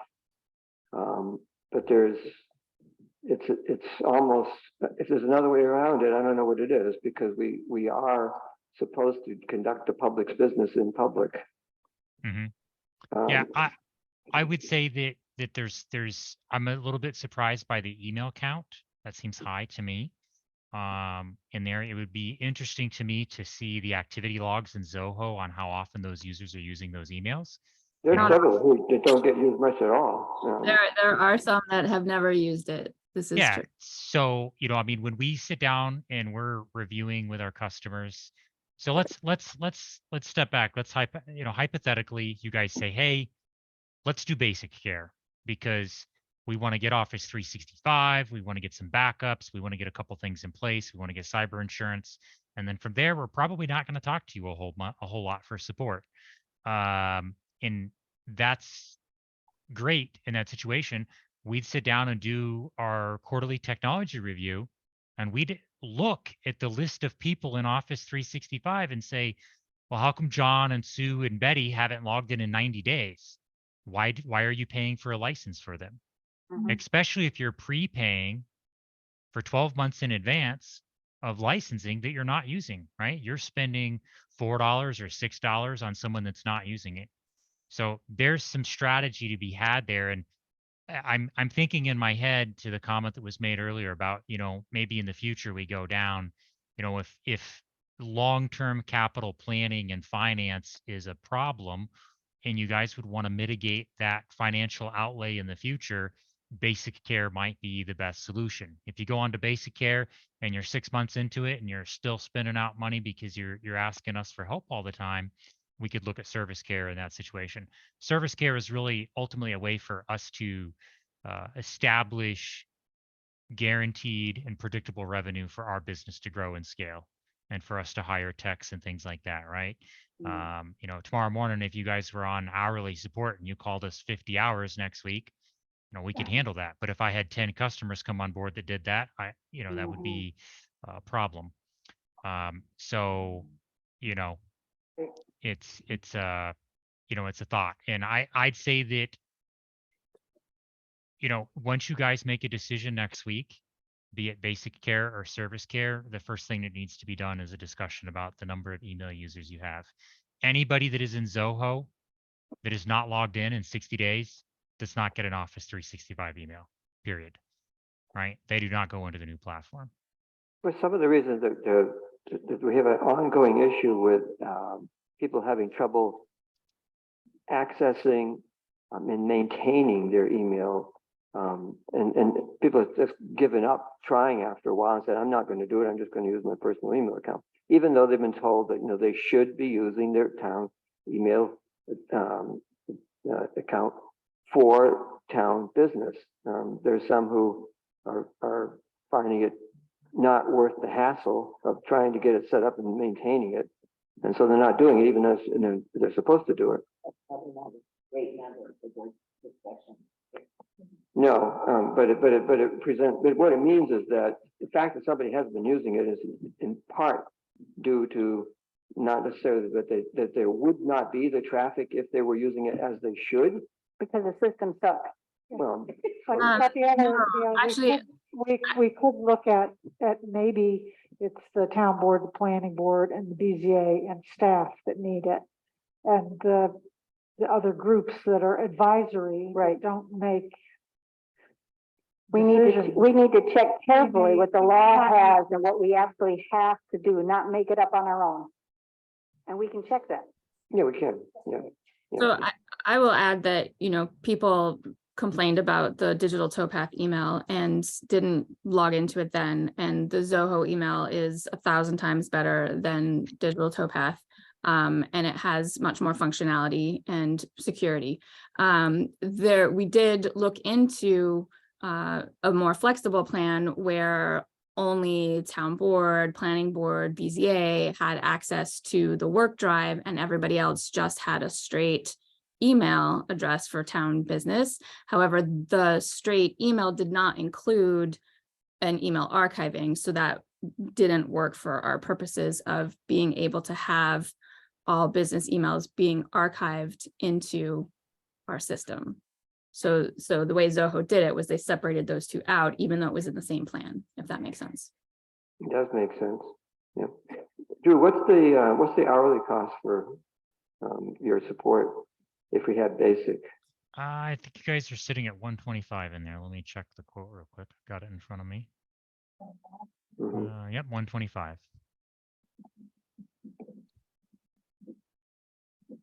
Just Yeah, so we can think. and I can tell you that, you know, once you guys are up and running and you get through these projects, that depending on how often we're doing what Janice is doing on your behalf, as far as, you know, answering phishing email questions, helping people with their know before trainings, if they're having issues spotting, you know, spam, things like that,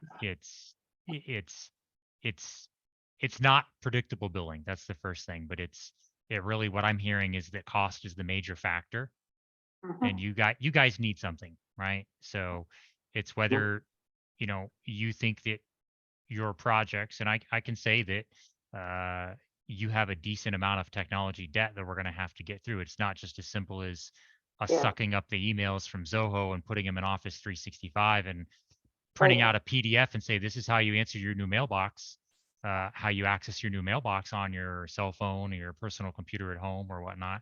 Well, there's other things in there, you know, which is why we're having these conversations. So it's really a discussion that you guys have to have. But, you know, Yep. for me, if it's a matter of the budget and you guys not being able to secure the funds, and it's either, you know, we get service care or nothing, then I would say you should opt for basic care. If you guys truly want to be 100% hands off, then you want to go to service care. You know, for example, if you're on basic care and you call me and you spend 5 minutes with a technician, you're going to get a bill for 15 minutes, right? And then if you say, Build quarter hour. yeah, build quarter hour, yep, and then it's a minimum of 1 hour if we go on site. So if a technician, we have a technician in the Ithaca area, actually is a former town of Danby resident.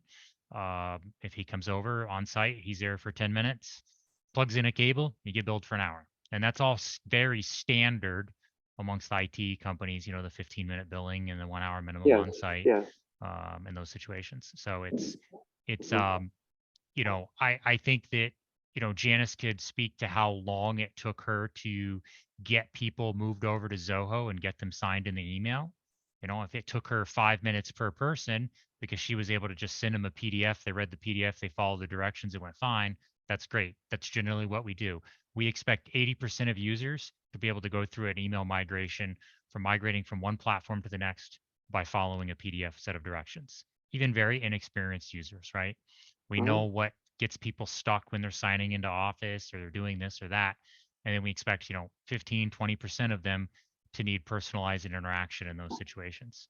You know, so you could probably expect some 20 hours, I would think, 25 hours for the Office 365 migration, in those situations.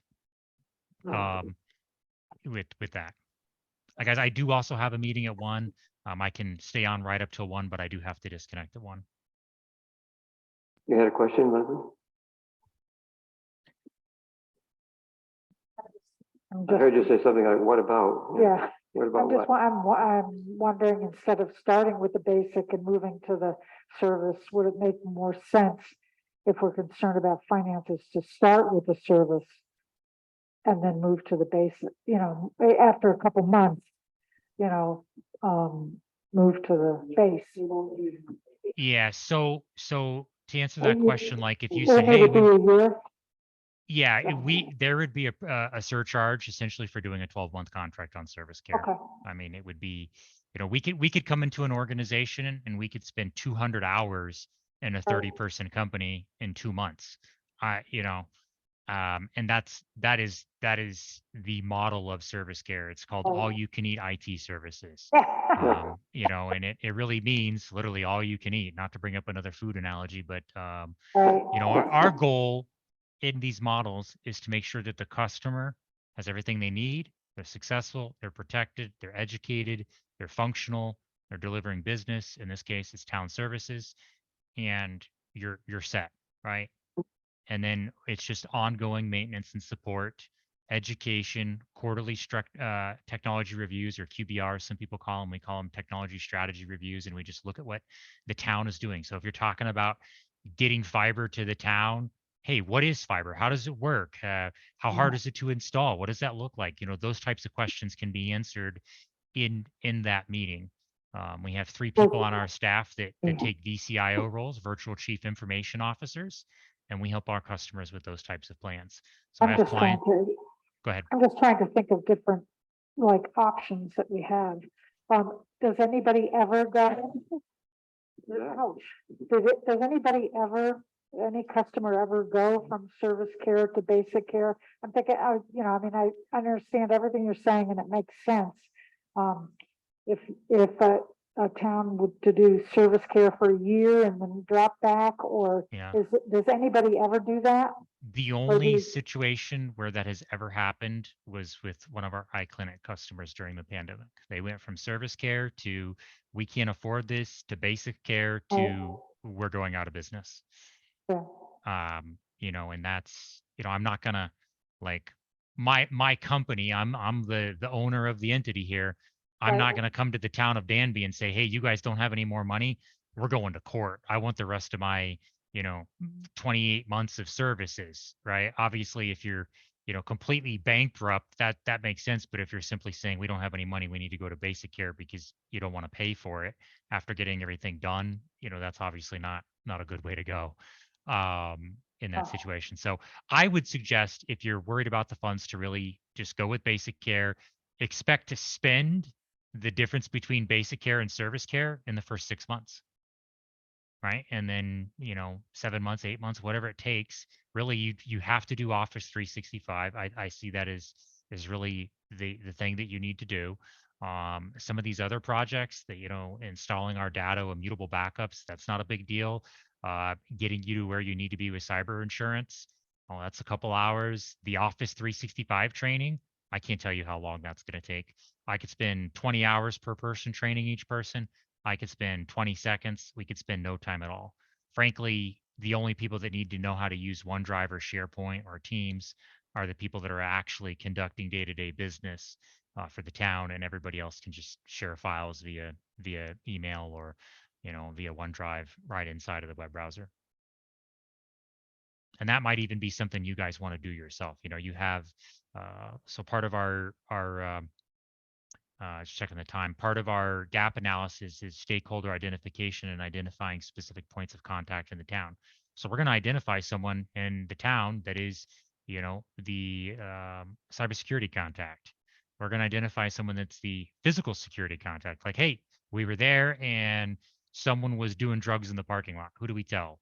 Or we didn't feel safe in your building, right? Believe it or not, like we've had situations where we don't feel safe. One of our technicians spots something that's concerning or potentially life-threatening to them, and you know that other point of contact is a training resource. So we might say, for example, train Janice or Catherine or Joel or somebody appointed, and then the questions about Office 365 go to them. If they can't answer them, then they come to us, and then that reduces your billable hours right there. But it's easy. Okay. Right. I have to teach my mom IT, and I'm pretty successful at that. That's my most difficult customer. Thank you. And I can't fire her, right? Like Yeah. So Well, thank guys, you. yeah, if you Then- guys have any more questions, feel free to email them to me. I'm happy to have a call in the evening with anybody, you know, 15, 20-minute phone call before dinner and discuss. If anybody wants to review, you know, incumbent or competitor proposals with me, I'm happy to look at them, break them down, analyze between them. I get to do it on a weekly basis. It's actually kind of fun. to see what everybody else is doing and to find out, those gaps and help educate people ultimately. That's my goal. So thank you Okay, guys so much for your time. I'll call you on that. You want to give us your phone number right now? Sure. My cell phone number is 607-651-8756. It is 100% not guaranteed that I will answer you the first time, because I do get a lot of phone calls, and chances are I'm thinking that you're calling to tell me that my car insurance is expired. But if I don't answer, definitely text. My physical habits, I go home and my phone goes on the kitchen counter, and then when I go to bed, it goes next to the bed for my alarm clock. So I don't carry my cell phone around with me when I'm at home. Don't you shut it off at night? No, man. If we have a customer that has an emergency and our knock or sock is calling the team, I'm on that call list in those situations. So Yeah. not something that my team gets to do. So just part of the business. Yeah. Yeah. So thank you guys so much. Thank you so much. I really appreciate it, and I really hope we can make this work and we can do something together. It'll be awesome. Take care, everybody. See you all. Thank you. Bye. Bye. Okay, well, here we are, practically in executive session. What do you think? You have all these prices, right? What are the different levels of prices then? I'm just putting it in my mind. You guys would make the decision makers. Yes, but I actually haven't seen those myself. I don't have the new one. I have something that's old. Yeah, the basic is what we got yesterday. Did you print out what came yesterday? Yeah. Okay. Sent it to you again yesterday. Yeah, and I didn't print it out. I meant to, and I totally forgot. So I don't have those numbers. This one, 18, so 18. $3. I assume we're not going back. Right. This is basic, right? Yeah, basic here. Oh, we should have asked about the tax sandwiches. The tax thing, I didn't even, all I did was look at general tax, so that's the tax stuff I did. The first page I has tax don't on it. see any tax mentioned. Yeah, there's tax. It's All right. tax mentioned. Yeah, yeah. Quote summary, right. Well, the price that's in here was $1,817 plus the tax, which you could, so it's actually 1817 for the basic care. But then there was $225 worth of software. So that's the license, and that's, we're already doing that for. That's equivalent. That's not new cost. Yeah. Well, except that but our licenses are for the year, and we're going to be forfeiting, which is going to be an addition too. Yes. Yeah. But it depends on what you're comparing. If we want to compare the two costs, then it's not an additional cost. No, it's true. See what we have to budget for this year. Probably what we paid. This year, yes. Right. It's an annual cost either way. I'm also not convinced that we know exactly what it's going to be costing us, because this is a quote based on what has been provided that might be different once they do that onboarding. Can you hear me, Janet? Yeah, I was just gonna ask if you could speak into the mic so that it gets picked up on the recording still. I'm thinking that the cost might not be, these are quotes, but they're based on what they assumed was what we had. But when they do that transition or they come in and inspect everything, then I think that there's a chance that some things could be higher and some things could be lower. Yeah. So, we're looking at a rough cost. Right. That shows previous. But yeah. I mean, frankly, I'm going to say that if I happen to like this company, But I know that yeah. we've had, that I feel prejudice. So I'm going to say that I feel prejudice, but I really, really like the idea of the service care up front to start to get us all the way through get us on doing this right. I don't think that basic care will serve us. And I talked to the person from the company that does Caroline this morning. The Synergy. Synergy, right? Yeah. And they used to be called the computer Oh, the computing center. center, whatever, Yeah. they're connected, somehow connected Yeah. for now. Anyway, I got the impression pretty fast, and as much as I like that person too, but they only do when Mark calls them. Mhm. And I heard what he said, and I believe that to be true. I think we need this. I personally think we need somebody to come in, overhaul the system, teach us everything, get it all done. I don't care whether it's this company or another company. I think that it's time for this thing. Now, on the other hand, you can say, as you have many times, that we're too small, we don't need this. Well, I think the other issue is not necessarily doing the service for a year, but he had mentioned that if we do the basic, what we should budget for is the service. basic, no. He said we should budget for the basic plus 6 months of the difference between the basic and the service. Yeah. And that makes the most sense to me, as opposed to committing to the service for a year, budgeting what his estimate was, budgeting for the basic plus 6 months of the difference. What is the service level The cost? difference Because this is about between- $2,000 or $24,000 a year for basic. The difference between the basic per year and the service per 2 year times 12 is is 24. about $15,800. Right? Which could be percentage. Yeah, it could be. For 15A. So you would have to, The basic plus. So if we budgeted basic plus half of that, basic plus 8. Half of, well, half of the what? difference, if the difference is 15,000, Well, you could think of it that way, yeah. Yeah, so how much, so the basic is about, tell me why my math is wrong, about $24,000 a year. basic. Yeah, it's $2,000 a month, 2 times 12 is 24. Yeah.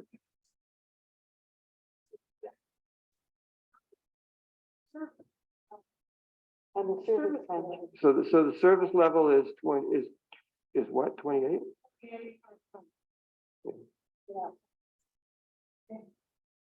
One of those things, like say you go out and buy a new car.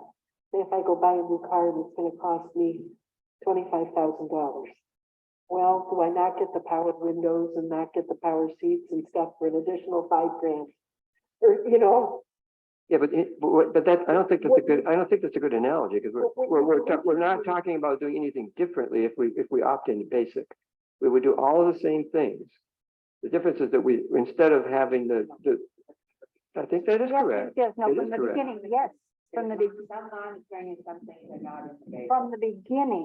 beginning, the initial thing and the conversion, that would be the same. So what was the thought? The thought was basic and. So what we do is, Well, what he had said, yeah, what he said if we went with basic, we should expect that the additional cost, when they have people come in, would be take the difference between the basic, take half of the difference between the basic and the big one. which would be Yeah. close to $8,000. Yeah, as About opposed the to same. $15,000 difference, yeah, so we basically save 8,000 maybe. We'd save about $8,000. from what? Well, I mean, he didn't speak to the question that you're raising now in the beginning, because when he was explaining what comes with basic, it include monitoring and licensing, but they didn't include any labor. Right. So you were Right. paying extra for the labor by the hour, and it's $125. So, which we wouldn't, my understanding, we wouldn't be getting anything different, except that, so what is provided would stay the same, but what we'd be doing is, instead of having the labor included, no matter how much time it took, it's included in your contract if you have the service level. If you do it on the basic level, all of that time for converting you over and stuff, you're gonna be paying for it at $125 an hour. $125, yeah. So his guess was that, it's gonna, if we did basic, it would take at least 6 months before we would come out ahead, so to speak. 6 months worth of the time that's gonna take up to front load the process is gonna be the equivalent of having that service level for a year. Well, not for a year, for 6 months. And if you have, employees, or if you want to call up and say, hey, Yeah, okay, every I time. can't figure out how to do this. And say they talk to you for like the 15 minutes. Yeah, That'll be, So it'll be a 20. quarter of 125, whatever that is. Right, which is a lot like when you call Guy, you know, except here it's real quick.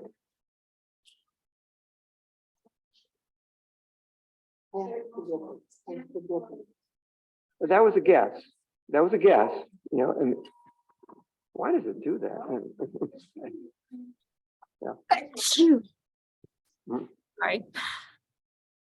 I'm No, sorry. not And muted. you're not talking, Janice may not be hearing if you're not using the mic at all. Do you want to use the corded mic? I think it's right there, no? I don't think it's a battery. Pick a different, use a different one. Or turn that one on, does that work? Yeah, I use mean, the other one. the cost difference isn't that much between if you take the service care and then compare that to basic care plus half of the difference. You're looking at $850 a month. And another couple thousand, because people are gonna follow up with questions, especially in the first year. You're gonna follow up with a lot of questions. Something goes wrong. Oh, absolutely. You're gonna, and you know, there's a lot to transition here. His expectation that he said was the office migration to start with would be 20 to 25 hours. Yeah, I think he's dreaming, but I think that with I all think of he us, knows more about timing than we do. yeah, well, but yeah, but he doesn't know that what we're dealing with. and he also was pretty surprised to hear the number of people email, and we know how many of us have had, I mean, how helpful it would be, and this is the thing, that's one of these things about having a full service company that's doing this work for us that allows Janice and our support staff to do the work that they're supposed to be doing, not doing the IT stuff for all of us who don't know what we're doing.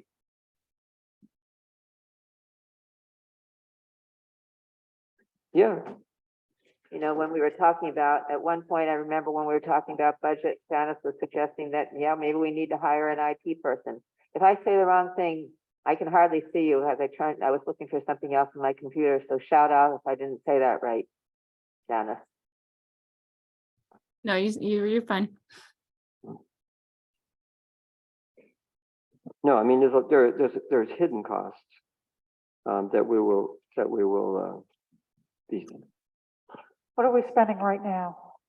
for what? All of this. That's a good question. Yeah, and For Zoho, emails and all of that, do you have anything like that, total cost, Janice? Some of that I do. I can pull it up for you. For the year or just in general what our quotes are Here, for the Yeah, year. annual- So annualized like I basis, yeah. said, Zoho is at $3,888 a year. If you want to add in the SCT costs that we've paid in 2022, I think I told you, Catherine, it was $790 of payments made to SCT, and that includes those months that they dropped us.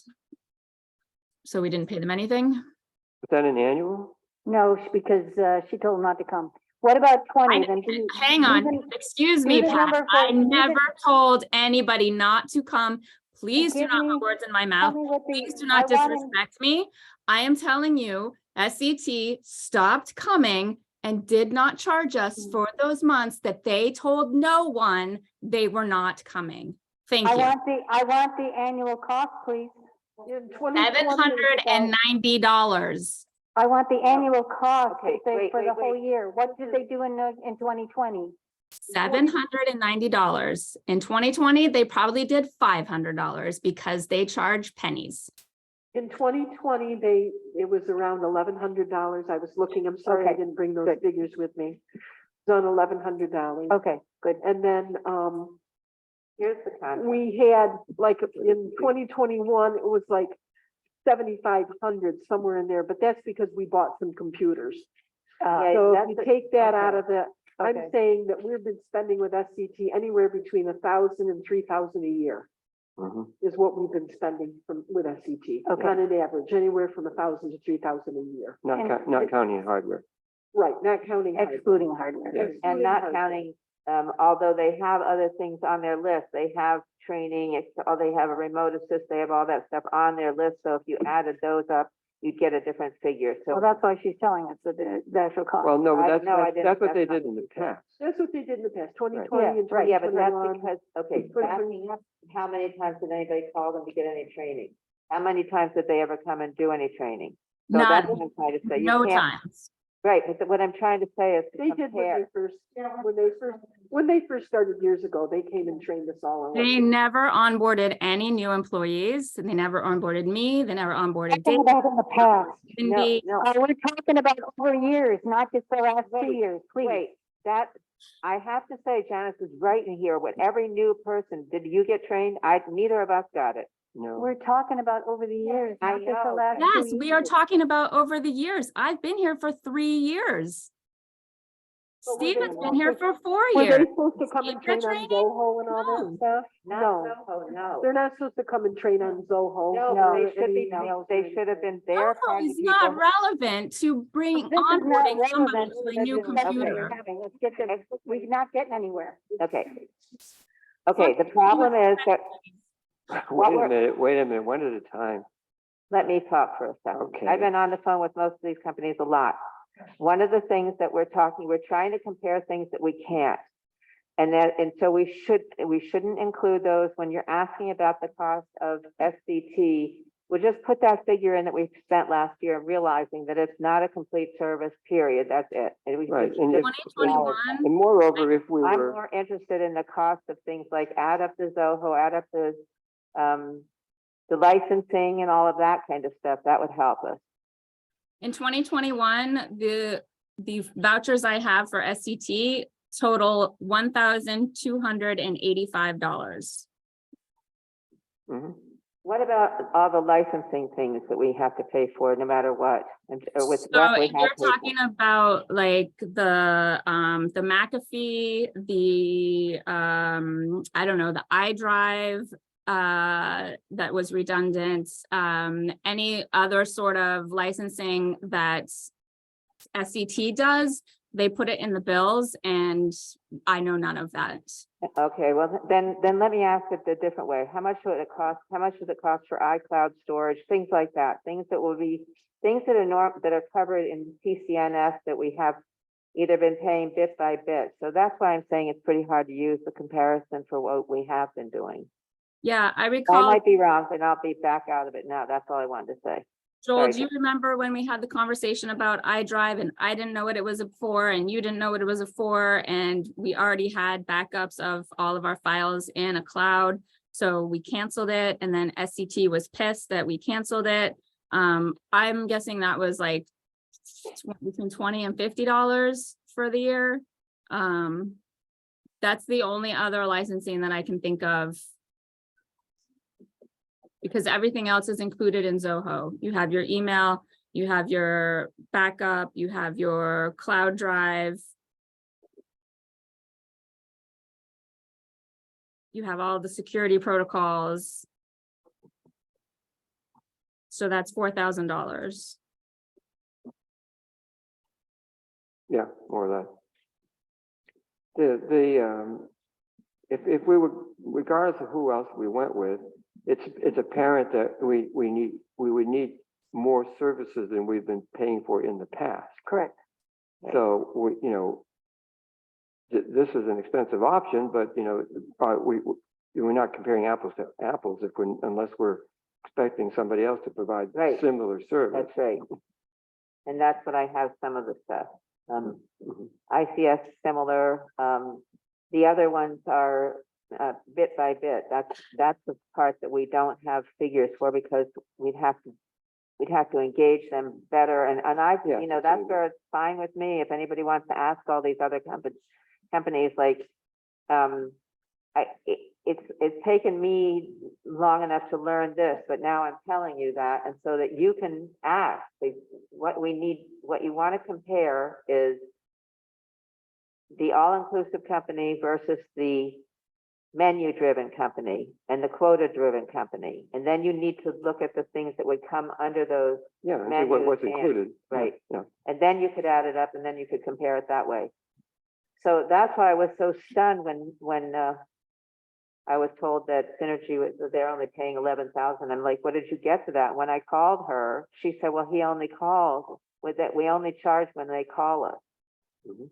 And then they do, I think they did the licensing, but I did not have very long to talk with her. She was nice, and that was, I had that successful. Laura, how much, what did we, I know we budgeted a little extra this year. How much did we budget explicitly for the Mary's. technology stuff? Did we put 6,500 in there Six, or 6,000? it's right Yeah. here, six. Oh, gotcha, in the budget. So we had budgeted for this year 6,000 Okay, for, not webmaster, I'm trying to remember what we, call it computer IT. technology, computer technology. okay, good, And we didn't have anything in there for insurance or anything. right. Right, so that would be separate. And it shouldn't be part of this budget. It should be assumed that that would have to be an addition, that we didn't budget for it all. So again, what's the basic per year? About 12, 24 rather. 24. For the basic, Yeah, $1,534. no, I got, well, the quote that I'm Yeah, seeing every here month, from yeah. yesterday is Yeah, that's 1817. What's the date on that paper that you have? This was what I just got. That's a new one. She just got it. I didn't print that out, so I don't have Printed it. it off on March 28th. Well, I'm looking at it here. Oh, yeah, you say 1534. Yeah, the bottom line numbers are different from that number Like I said, further bottom up. lines are different than. I know, further up. it was a little confusing to me too. How come? I don't know. What number, what do you have to base it Go on? further up in the pages. Back the up, back of if you page. go back a little bit here, it's got, oh, And because Here's a monthly subtotal. hard, We're about 18,500 a month, I'm doing, per year, for basic. Around 18,500, somewhere around there, from what they're quoting here. I don't know how many. oh, I see what it is, because you got basic care, but you've also got, the previous one was for hardware. But you gotta say No, it's basic. all added, it's all total. Right? Well, the subtotal for hardware is 1,800. But if you look at your recurrent expenses summary at on page 5 of 6 for the basic care and 6 of 8 for the core services, you can see the basic care monthly amount is $1,534, whereas the service care monthly amount is $2,855. Right, Okay, so so it's A difference of $15,816. Yeah. Dollars A year. a year. Yeah. It's So different. remember that basic care, the 18,500, you have to say that plus. 7,000 at least. that's right, plus the hour. So much per hour. Yeah, Right. For their services. right. So much per hour for their services. So that could, depending on the year, that could add up quite quickly. Sure. The question is, does it add up to as much as you'd be paying the other way?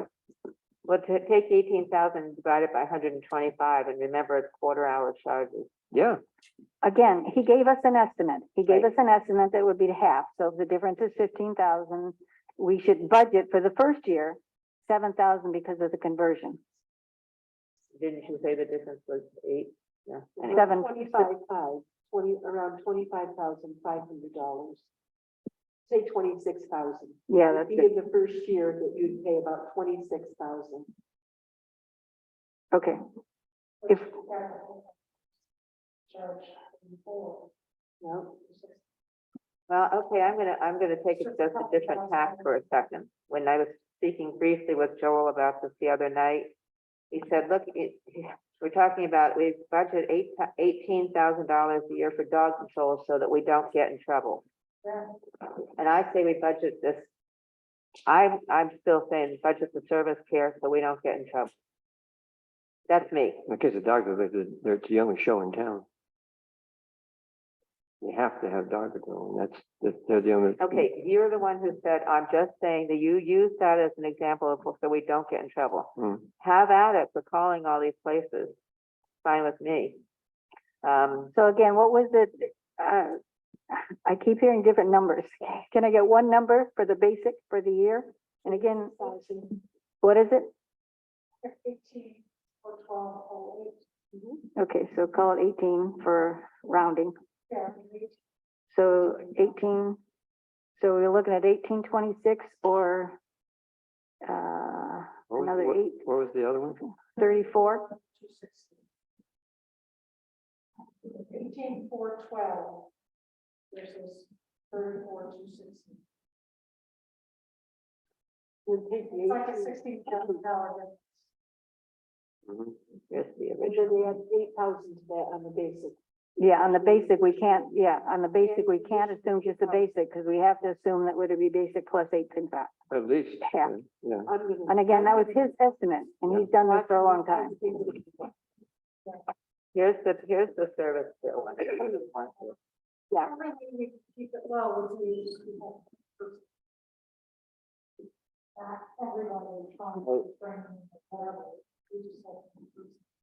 Well, and I think eventually that's the way it should be, but every time we have a new person, they'll train the person, which is, Well, after you get trained, and you get a new person, that's how this is why you. yes, there's plenty of reason why I can't train him. Somebody here could train him, not me. Because there's a PDF of, you know. No, I do know that you could.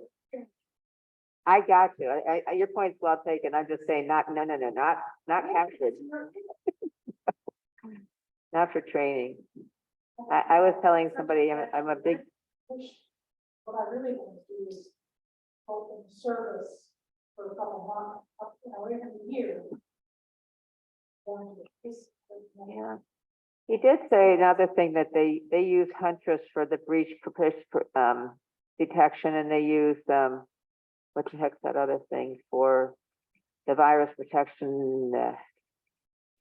I can't remember the name of it right now, but so I got a lot more. That's why it's a lot to explain. There's a lot of the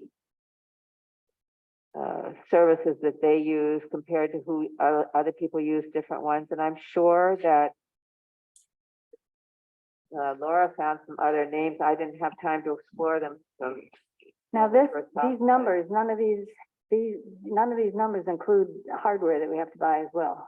okay, when we were discussing the hardware, he said that they have the Service plan is here's the service there. network equipment, some type of equipment that we use in the past.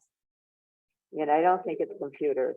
I think that's what, And we Yeah, need to get new Pat, computers. right, except that he did tell me that, first of all, he would like to see everybody migrated onto a laptop and get rid of, we have too many he doesn't think anybody should have 2 computers. That doesn't make sense, right? And then he said he'd migrate them to laptops, and if we can't afford the laptops all at once, or we can't afford new ones, then they have refurbished ones that they have that would be less expensive. Yeah, the And question that is, Joel is all number this one is- that has to have a computer. these costs are all extra then, Yeah. the hardware costs, and we did not budget for that in the Right. budget. Laura, we didn't explicitly budget for computers, right? No, we didn't budget to replace, replace all the computers, but, Yeah, when Anthony some of was them here are pretty last new. time. I mean, we, Well, We have a list of things that we already need, and we know we need That's some right. that are very old. We know we need some. Equipment, what is that? That's not the that's computers for the cable and individual. wiring you're talking about, and I don't know what it means either. It's not computers. Network is not the hard drive, and not the computer. what's the Cabling. hardware in the quote? The hardware, let's see, I'm on the service care It's document. the same price. So it's hardware, it's called hardware and basic, rather than network equipment on service. plan. We got hardware, basic care and software in the quote summary here for the basic. And the software is, $225, but the hardware is $1,800, and that's a monthly cost. It shouldn't be a monthly cost unless you're renting it. If you look on the core services, it's listed under network equipment. And under the basic care, it's listed as hardware, but it's the same thing. It's the same 1817. And I don't think it's supposed to be recurring. So that's an annual cost for Well, the, hardware is not. it's It not what? shouldn't recur at all. Well, sure, but it's still an expense that you have to come up with. It's a, yeah, money you need to, have in the budget someplace. It's not separate from this budget. I mean, it's not separate from the quote. Yeah, well, yeah, it is. The basic care is one price and the software and hardware are on top of that. Where is that? Whatever the price minus is. But it's not recurring.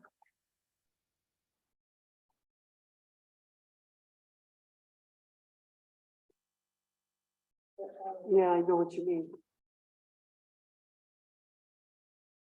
I couldn't hear what Leslie just said. Yeah, right, because you're nowhere near a microphone. Leslie, could you Because this one is. put a microphone somewhere in your range? Do you want to use that? There's that mic'd microphone right there on the corner. Right, well, there's a couple of extras here that aren't being used. There's one over there. Yeah, I know, but I mean, it's easy, it either could pick up you or it could pick up Laura, but it can't pick up both of you. Well, it sounds like there's just some line items we're not totally sure on, like whether or not they're monthly or yearly or just once. I Yeah, think that might be why we see the difference of that difference from the higher to the monthly. Those Like- other figures. Go ahead, Janice. I was just gonna say, I can share my screen and you can see them side by side maybe. Nope. Can you I see- can, but, All right, there we go, side by side. So if you look at the quote summary, this is that last page, you can see basic care 0, service care 0, hardware 1817, but here he has it as network equipment 1817. Hardware in this expenses summary is 0, but the software is 224. Here he just has software is 224. So those expenses, the 1817, although there's an additional software up here for 183. But the 1817 and the 224, those are the same in both cases. This additional software is coming from somewhere else. but are those annuals or monthly? This would be the upfront. The monthly recurring is this down here, this monthly subtotal, Monthly expenses. and the somewhere. recurring subtotal is what you should be looking at. Because those are the recurring expenses by month. The top two boxes, the quote summary and the expenses summary, are just my understanding, reading the proposal, is that it's just a one-time onboarding. I'm looking at, what I'm seeing is a little bit different than what you're seeing, which is I'm a little surprised. How come I don't have the recurring? Because it only says recurring on this one over here, and this one says monthly. Which one is that? Where does the one on the right come from? The one on the right is the initial February 10th service Oh. care. So that's not the basic No, this is the basic on the left. is on the left. But that's an old one on the right? Well, From it's not- February. Not that old, but We got that a while ago. And that's not on the one that we got today? right, The one we got today was for basic care. Only basic care? Yeah. Okay, and the old one we got before was It was the service care, The complete service. and that has not changed then, I assume. Catherine, So did is you that- get a few so quotes? is that consistent?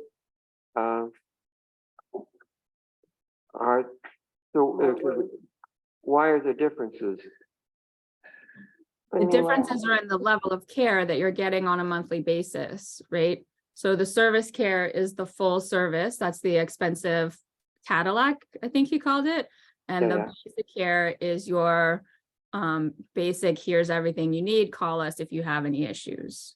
Right. So, but in terms of what's provided, the difference was supposed to be, according to what he said, labor. Yes. So, what the difference between what the left sheet and the right sheet, as you have them, is more than just labor. Well, no, because the one on the right includes labor. The one on the left does not. Correct. But are there not other items on the right that are not labor? The only one is this 183.60 under software at the top. And if we scroll back up here, So the hardware is the same? hardware's the same. Mhm. Okay. And even the, what did I say that was? Oh, the 183.60. So what is the 183.60 for software? That doesn't show up in. Yeah, I don't know. That maybe it's an error. I would ask him about it. Because it doesn't look like you have any 186 charges for software. Yeah, I think there are some detailed questions that need to be understood. This is not my forte, understanding the details of the Because this back software- extended. But these are indeed details. They're not really. With the they're not basic, gonna- They are. They don't make a big difference in terms of what overall Oh, cost. right, okay. the basic care and the service care is the same level of monitoring in both of those. Yeah. So I think so. Is it the same level of monitoring? the same Does it have the level of- same Yeah. reach and persistence, the same companies and all Even with that? the basic care, they'll put on everything so we can get cyber insurance. Yeah, yeah. Yeah, that was the one thing they both said that basically good with that. I should think the labor, which is going to be all about transitioning and then providing support for, somebody needs something, we call them up and they do it. It's kind of on that, the service care would be really kind of involving them in our organization, even on a. Like a permanent employee. Yes, it is. Yes, Yeah, yes, that's the way I look at it, that it's unlimited, they're engaged, they're like totally engaged in our day-to-day activities, you can call them, you can, you You know, could say, how about comparing these phone systems for me? How about, yeah, you can call them. we need to get rid of this? and to be clear, that all of that can happen with basic, it's just that you're going to be paying for it by the hour. Mhm.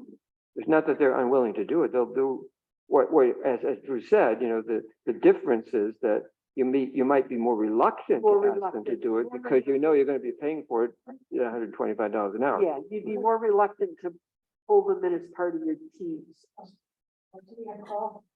If you even call You'd them. be more reluctant, Yeah. more reluctant. to- But in So- this case, what we need to do is budget for that.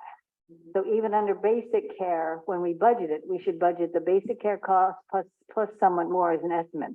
So we have, even if we did basic care, we should Right. budget it additional. Yeah, But Because the we're additional wouldn't going be, to need that kind of support in the beginning at least. well, that's why he said budget at least half. So if you look Yeah. at the two Right. numbers, if we went that way, we'd have to budget halfway between 18 and 34. Right. So Joel, in the past, you have said if the clerk's office needs help, we need another person in the office, and I would say no, except that if you want to have somebody else doing IT and thereby freeing up my time to actually do things that I should be doing, that is not IT related, because I have been charged with doing IT up until this point, then that would be the help that I would need, is to have an IT person that is not me, right? So that would be the added cost of bringing in another employee to assist. Correct. Right. Yeah. Or any other support that we might want to free up. Right. But again, none of this includes the cost of computers, I believe, correct? Correct. So to replace computers would have to be on top of that. So we'd have to budget a little bit more for additional computer hardware as well. Which we also had to do for the SCT, and I mean, he ran over a list too. Anthony ran over the same kind of list with us. I know, I just wanted, we have to put that in the budget. I know. We have But it's to, the we have to same figure no on matter what spending we do. some. Maybe what Laura was getting at earlier, that the first year, we could take out the whatever. it's The called, service level. Service here. COVID. Oh, ARPA yeah. money, maybe, Yep. and be able And to, then Figure it out. Yep. That's what I'm for. That I already said it. That's interesting. I And I think, also heard. I think it could be seen as a legitimate, I think the whole thing could be used, seen as a transition total amount. yeah. I really would. Okay, You could word it such, even that Well, you ARPA, could think of it that way, you know. yeah, in the ARPA funds. Yeah. Maybe minus $6,000 that we already budgeted. Right, So I it shows know, I that we're, wrote that it about shows Oh, that right. we're kicking in. You know what I mean? We had Yeah. budgeted 6,000, it's gonna cost us this much beyond that amount to do whatever. I mean, I seriously, I think that if we had the service care, we might be able to say, can you help us with this setup in the front room? And you, because they will, he already told me that on the phone. Make it so, I said, I can't hear or see anything. And he said, and so did Warren. Warren said the same thing. There are ways to do this. And if we have full the service, they have engineers. They come look at it and say this, this, and this. I mean, yeah, So it would be, I mean, I'm just playing around, it would be service care for a year, plus whatever equipment right. I know, he thinks we need. Right, right. And yes, there's, because we could use some of that money to buy equipment too. Yes, yeah. And it would still leave us over $300,000 in ARPA money. We've got 300, I don't know, 300, there's something like that in ARPA money. So we sitting could, there. what is the projection as far as. Yeah, I kind of wonder, I mean, what Catherine was just saying, is he could do these things and things. You know, once we're in the service level, the incentive for on his side is, I mean, he may be inclined to help us out with some of these things, but he doesn't have the same, just as we have a disincentive on our side to do it, you know, if we're paying for it by the hour, he's got a disincentive on the other side, once we're paying it, once we're paying a flat amount, you know, we're in the service except he level. makes more money on the, if we're at basic, because it probably will cost us, he did say that. Well, like it's, we're, you know, it's the same, even step further that, you know, it's gambling for us to go with basic, because we don't know how many hours we're gonna need. So we don't, you know, so starting out the service for a year or two, and then we'll drop down to base, you know, because then they can't afford another staff, it's not, you know, it's not, it's stone how much they're gonna Right. need. Well, that's the same thing for us. Right, it is. You know, we want to do service because then we know how much it's gonna cost. Right, we know each one. And as far as an incentive for him, Hmm? he's gonna wanna maintain that customer that he's getting that much money from. yeah, He's gonna wanna go beyond to keep us at that level of service. yeah, yeah, To keep us as a customer every that's year. correct. And then that would take all that right off Janice. I mean, she wouldn't have to spend any time doing that. She'd have that, Right. you know, they'd just be part of our working team here. Yeah. She's doing that because of the minutes, Right. Well, and the recording, I mean, right, that's the recording. yeah, room. you know, She'd use have the that mic. set up for you. It is hard to understand, and I sometimes can't understand Joel at all, even though I'm sitting right next to him. I do know that I got that letter from Steve, the email, did you all see Yes, that? yes. He's in favor. Yeah, he's inclined. Well, I'm inclined as well, just a question of how. You know, whether we go with the basic plus the time versus signing up for the service. I think that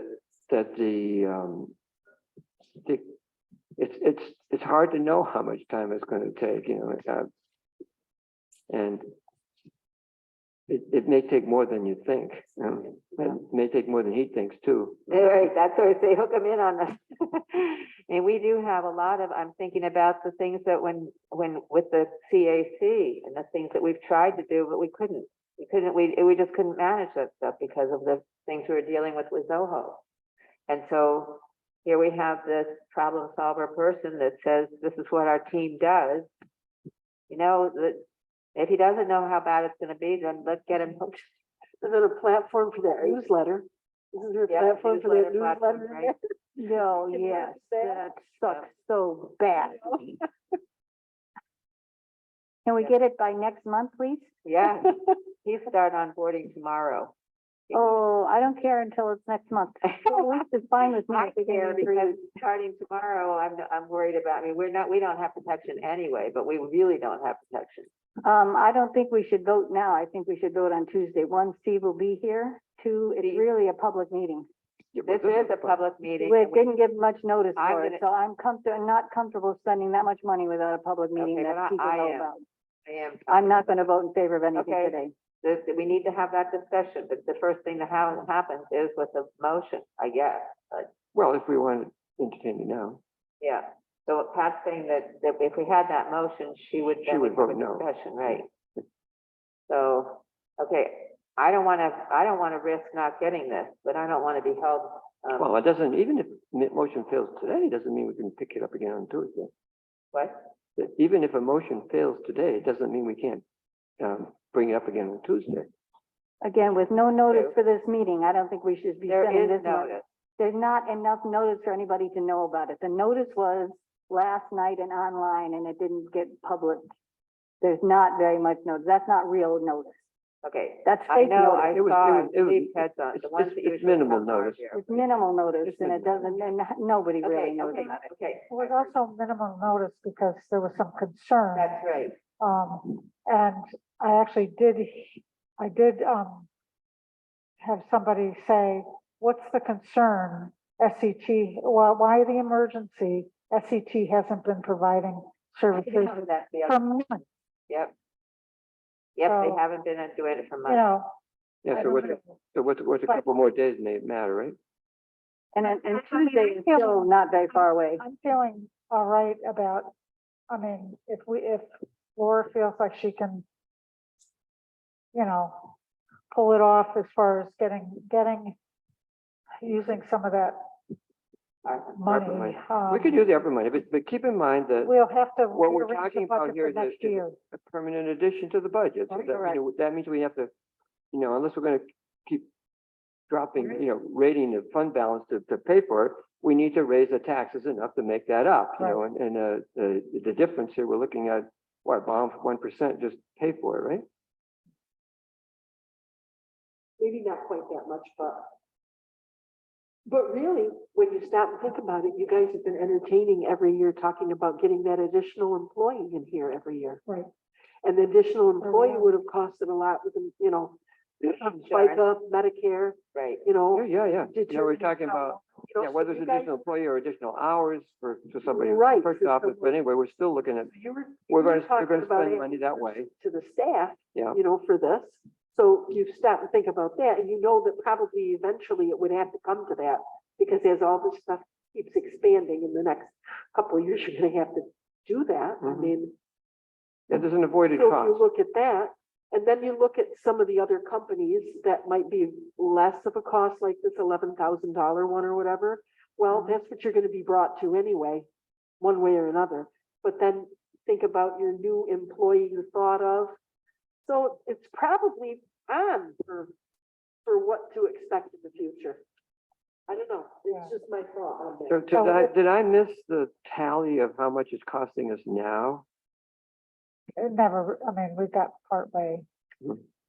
Not much. It's about Wow. 4,000, The tally for 4,000 plus, Sounds Yeah. like good to hear. Yeah, about 5, yeah, under 5, right? Sounds like that's good not to hear. counting any kind of staff time or anything else, so. Yeah. Right. But, Big part of it, not counting staff time. but so if we were to, if and when we were to vote this in, they would come in and do up more detailed. What are the chances are it's gonna be more? Yeah, it could be. I And mean, the other thing is we need to budget, when we budget this, we need to budget an additional amount for computers that we need as well. We can't just budget. well, that's for what we the- need to get from him. what That do you has to think? be, that probably would have to be a separate thing, but for the future We budget. need some new But that- computers now. We need to put that in there. We It would be already, easier to come out of the I know, but we need to budget it now.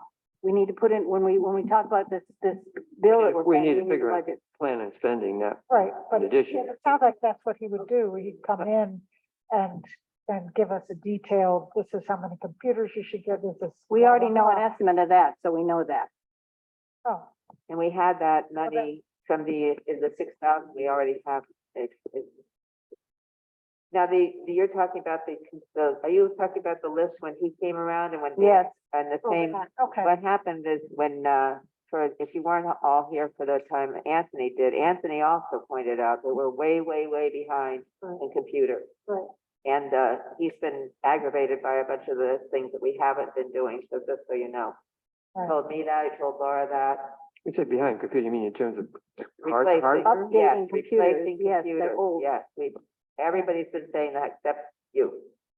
But, I didn't realize we had that many old computers. Yes, Because all I can remember is when we you bought a new one, we thought bought a that new was one for Dave, we bought a new one for Steve. Yeah. Didn't we get a new one for Janice too? One when she first started, so we are. So, not when we first started. I got a new one in 2021, and Cindy needs a new one. There's a front desk computer that is very old and sluggish. Mary Ann's computer is ancient. And then whether or not the library needs computers. It depends on what you're doing with it, for Mary Ann's, I mean, what I'm Joe. doing, what? they've said we need new computers. yes, They're very old. Several people have said that. We need new computers. That means when we budget this, we need to account for that in the budget. But again, the ARPA money will cover that, and that's not an annual fee. right. I mean, because No, the we're budget, the because computers we're are not. far behind, that's not an annual fee. Maybe you ought to set up a reserve to save for. Well, we It do, is- it's we do not- have money in the budget to occasionally replace a computer. And that's what it would be, that's the wise way for us to move forward anyway, is there's Yes. staggered replacement. Which is what we've been doing. It's just that we're behind. I know I need one. I will tell you that. They had problems. They wanted to upgrade one of my, update one of my systems, and they had problems because the computer was so low. We're so slow in trying to get me an update for some stuff. But I'm thumping away. We're moving along. Yeah. So anyway, Yeah. so my sense is that we're still weighing basic plus versus service. I'm not, You're not? these two I don't think are. I don't You're have thinking service know. now, or? Opinion. Yeah, my opinion. So are we looking at the 1-year contract? No, I don't think they do. I don't think anybody does a 1 year. So we'd be committing to $34,000 a year for 3 years? I think so. I mean, this is the cost of being proactive and secure and learning. And I believe that this will reduce a lot of our labor, our internal labor problems. We're not looking at 34 either, by the way. We're looking at 34 plus the cyber insurance on top of that. Yeah, yeah, 36 months? yeah. There we go, yes. Page So 3. that's 3 years. Yeah, Yeah. last time I checked. So, yeah, it's 36 plus the cost of cyber insurance on top of that, Right. which is another $2,000 to $6,000 a year. Well, If we were in a service level, we probably would be entitled to the lower end of the range on the cyber insurance yeah, because we have, because it would be very well protected. they do. Well, we could include that in as a sort of Part of the package. Yeah. Yeah. That gets you past the first year. And after that, you have to put $30,000, $36,000 or $38,000 more in the budget than we have. $40,000 if you include cyber, right? 40. Most, at most. I know it's a lot of money. And I know the other big thing we wanted to do, the big things are community center and a broadband. Yeah, But, well, among other things. if we got attacked and we had to pay out the fines and the fees and the money, we wouldn't have anything for it, nothing.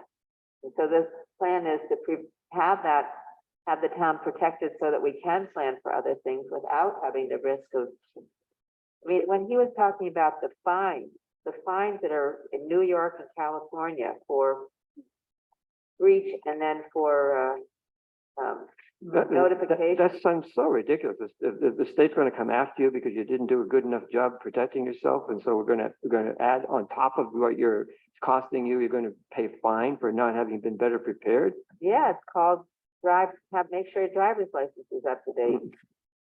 You know, there's lots of fines. Well, it's better prepared to be careful about people's information. That's the main. Right, Right.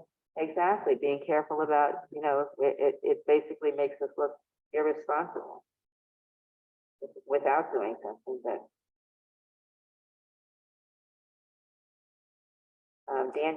Tio's coming at 2:30, that's what I'm doing, work on the finish the gate.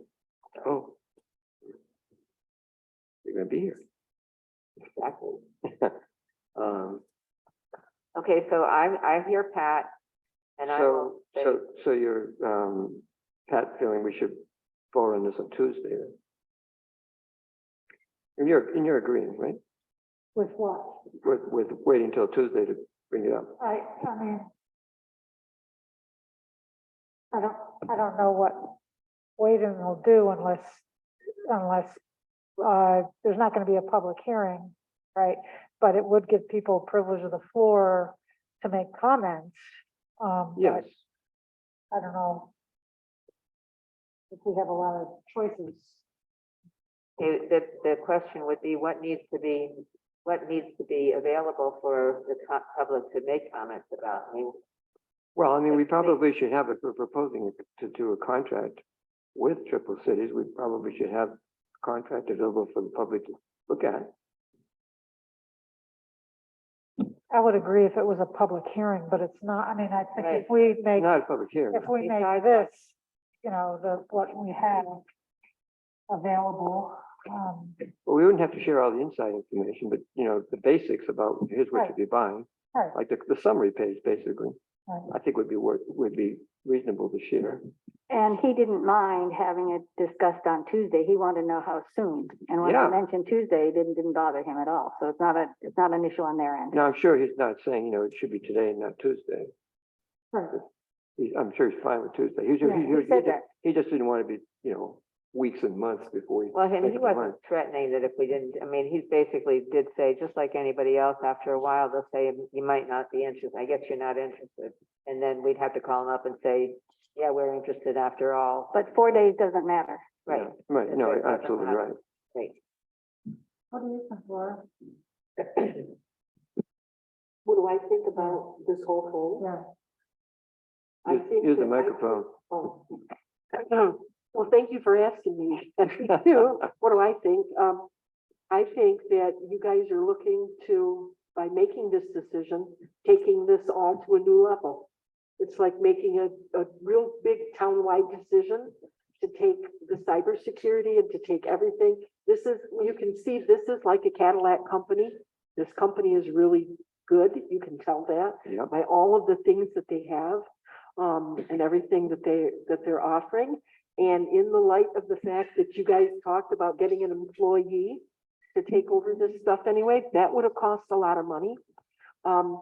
I think you're gonna completely change the atmosphere and everything, in the town hall and within your town to have something really good in place. I mean, fabulous in place for all of this. Are there other companies that could do it for less and give you the things that you need? Yes. But you also have to have a lot of confidence in those companies. And then you have to see, what level of service do you really want? What are you really looking to accomplish here?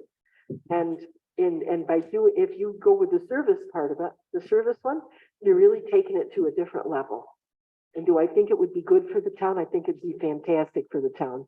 But like you say, you're looking at cost, what you can get for the cost. But it's also like new territory. It's like really looking into that new territory and securing yourself. So I know we can find the money for it if it's something you want and that you want to take this to that other level. Are there other companies that can do this for less? Probably, or maybe. Yeah, I don't, we don't yeah. know, we don't know. but comparing you know, can they give you that level of service that this company's offering you right now? I don't know. I don't, Maybe, maybe not. yeah. Remind me how much of a increase in the budget translates into a 1% increase in the tax levy? How much, do you have that number? I don't know that. I don't even know that number. I can't pull that out totally out of my head right now, but Because we're talking about, we're I'm talking gonna about talk adding about- an ongoing expense, which is have to raise money for each year. 50 cents, 40 cents, 50 cents. It's not cents, but I want to know, what it was Per something, 100,000, huh?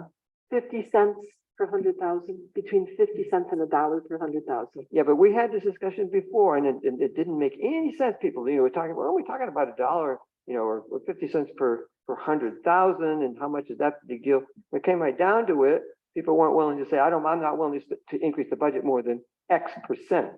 So with the number I want is, how many $1,000s You're in looking at addition the to our levy. budget result in a 1% increase in the levy?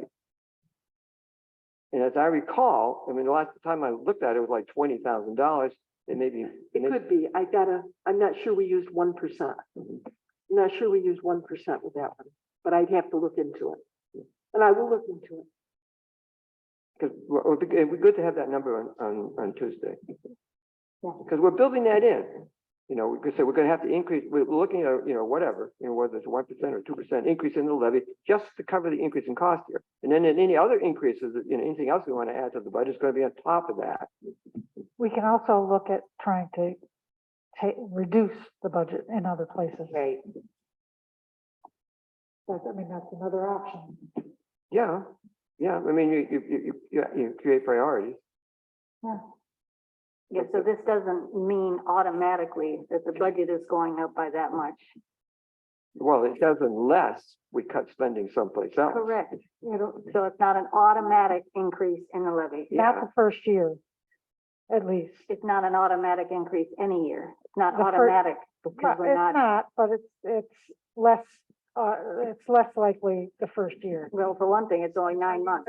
We're gonna be probably using the funds for most, Well, for a sure. lot of it besides 6,000, right?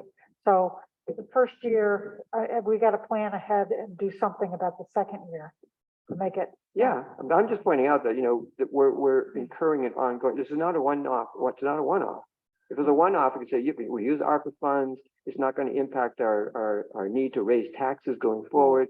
It is going to impact our need to raise taxes. It But I could, think when you're, Unless we reduce services that's why someplace it's a else. could, not That's will. true for everything in the budget.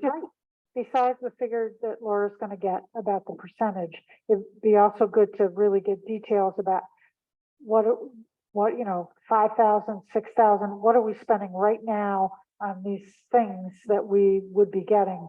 Because it's not It's It's spread not out. 34, it's probably more like 26 or 20, Yeah, so it's not Yeah.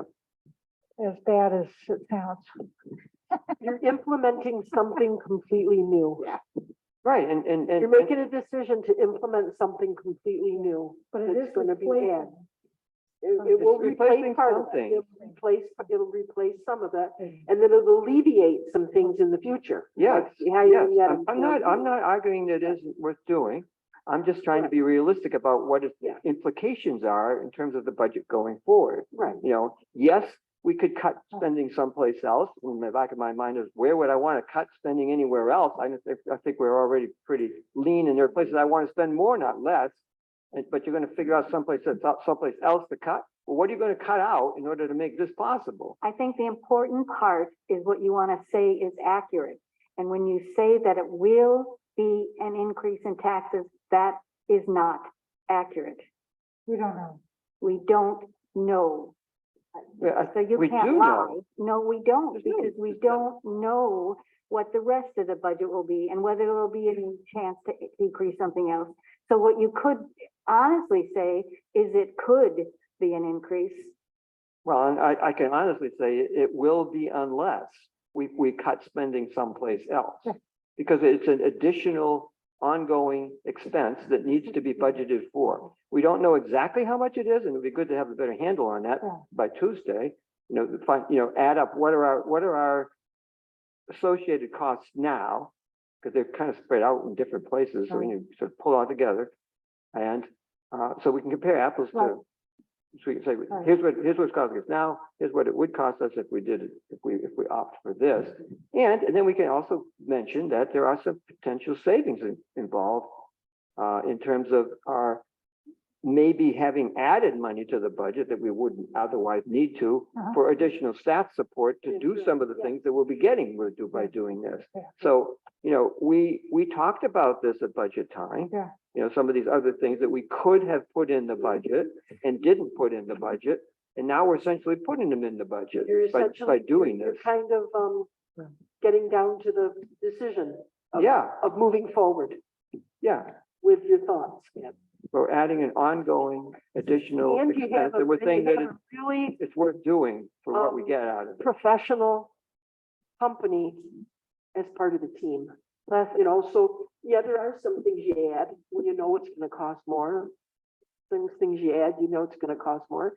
And there's some always increased amounts in doing business that are typical and normal increases that you put in there every year. I must say, I'm really impressed with Drew and what they can do for us. I think it might also be helpful to add a sidebar about what the town could be forced to pay if there's a problem. So, I mean, there's all sorts of little things in there. Well, justification for why we do The it. fact that the environment is changing. The environment is changing where there's more and more and more of it.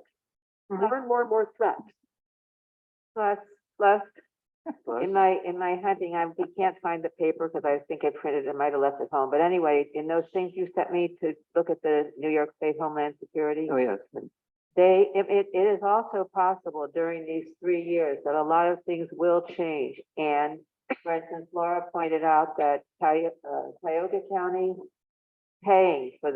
Tioga County is taking care of the cyber. Which is, I think, the way it ought to be done in Well, Tompkins too. okay, but it isn't but right it now. isn't. So what I'm trying to say is that there's 3 years where we could be carefully, we learn, we find out, people go to Albany and say, look, this is crazy, et cetera, et cetera. But during those 3 years, we're freed up from worry about this and the changes that are going to be forced upon these municipalities to do something better. I mean, To right be now, better it's the positioned. same thing with Tompkins County. I called them and the guy goes, yep, wouldn't it be nice?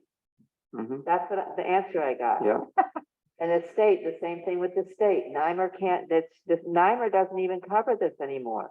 That's like, if we get in now, which is, that insurance coverage is imploding because of it's so Because of the expensive. cost of Right. of dealing with breaches. It's so expensive. So 3 years of some kind of safety Mhm. net allows for a lot of learning and a lot of changes in the landscape. Mhm. And I think too, that as you go through it, like you're gonna begin to realize the value within the first 2 years. You're gonna assess it. Is this a great value for us or is it not? Is this become a real part of us? Or is it something we don't need so much of? And I think once you go through it for a couple of years, you'll see in one direction or another. Yeah, that's right. And backing back down to a basic, or is this really giving us Or what a we different cherish company. here? Or maybe, who What knows, we maybe in 3 years, the value county will step up to the plate and That's say, it. this Right. doesn't make any sense for everybody to have to spend this kind of money. It would Right. be a lot easier for it just to be handled centrally and Right. done. Better use of taxpayer money if the Yeah. county did it all together at Yeah. once and got it, Yeah. I can't find that section. Okey-doke. So we need, let's try to on you, to pull together that information about, what's it costing us. Cost information, sure. And, Drew will help you if there's anything you need, ask. Just the last year. well, I think this is a really good investment of 3 hours.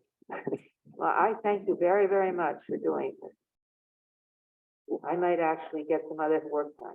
I might actually not be freaked out, worried all the time. So at the board meeting, you're gonna need some really big ideologies, explanations, okay? Yeah. For why is it from $6,000 a year to $34,000? Thank you. And we That the ideology of what you have. Yeah, Why? Include the fact, it shouldn't be just that amount, it should be plus the. Plus the cyber. should be in there as well. Plus insurance, plus some hardware investment. The hardware was all wrong anyway, but. Well, that could, yeah, right. So that's going to be disappearing the difference, so at least some of it will. Although we're behind, as people keep telling me, in replacements. Yep, poor Joel, he doesn't get. We have a computer, it's only 10 years old. This computer, if all you're doing is email and word processing, you don't need a high-powered computer. It is a risk. Yep, It's all updated. It's nothing like this. It can't be updated or anything. Well, that does happen. Yeah, Yeah, no, it actually, if your operating system is out of date, then you are more vulnerable and you actually cannot run programs on it. And I understand that, because I'm running Windows 10, and I'm not having any trouble with updates. and your fan is I- constantly running. I realize 11 is the current thing, but it's not that 10 isn't supported anymore. And you can't connect to the internet, but other than that, it works great. So anyway, with that, I think we can adjourn, correct? oh, I just found it. Nope, that's. Okay, I give meeting it. adjourned. Yeah. Okay, Okay. thank you. I'll close the Zoom meeting then. Thank you. Bye.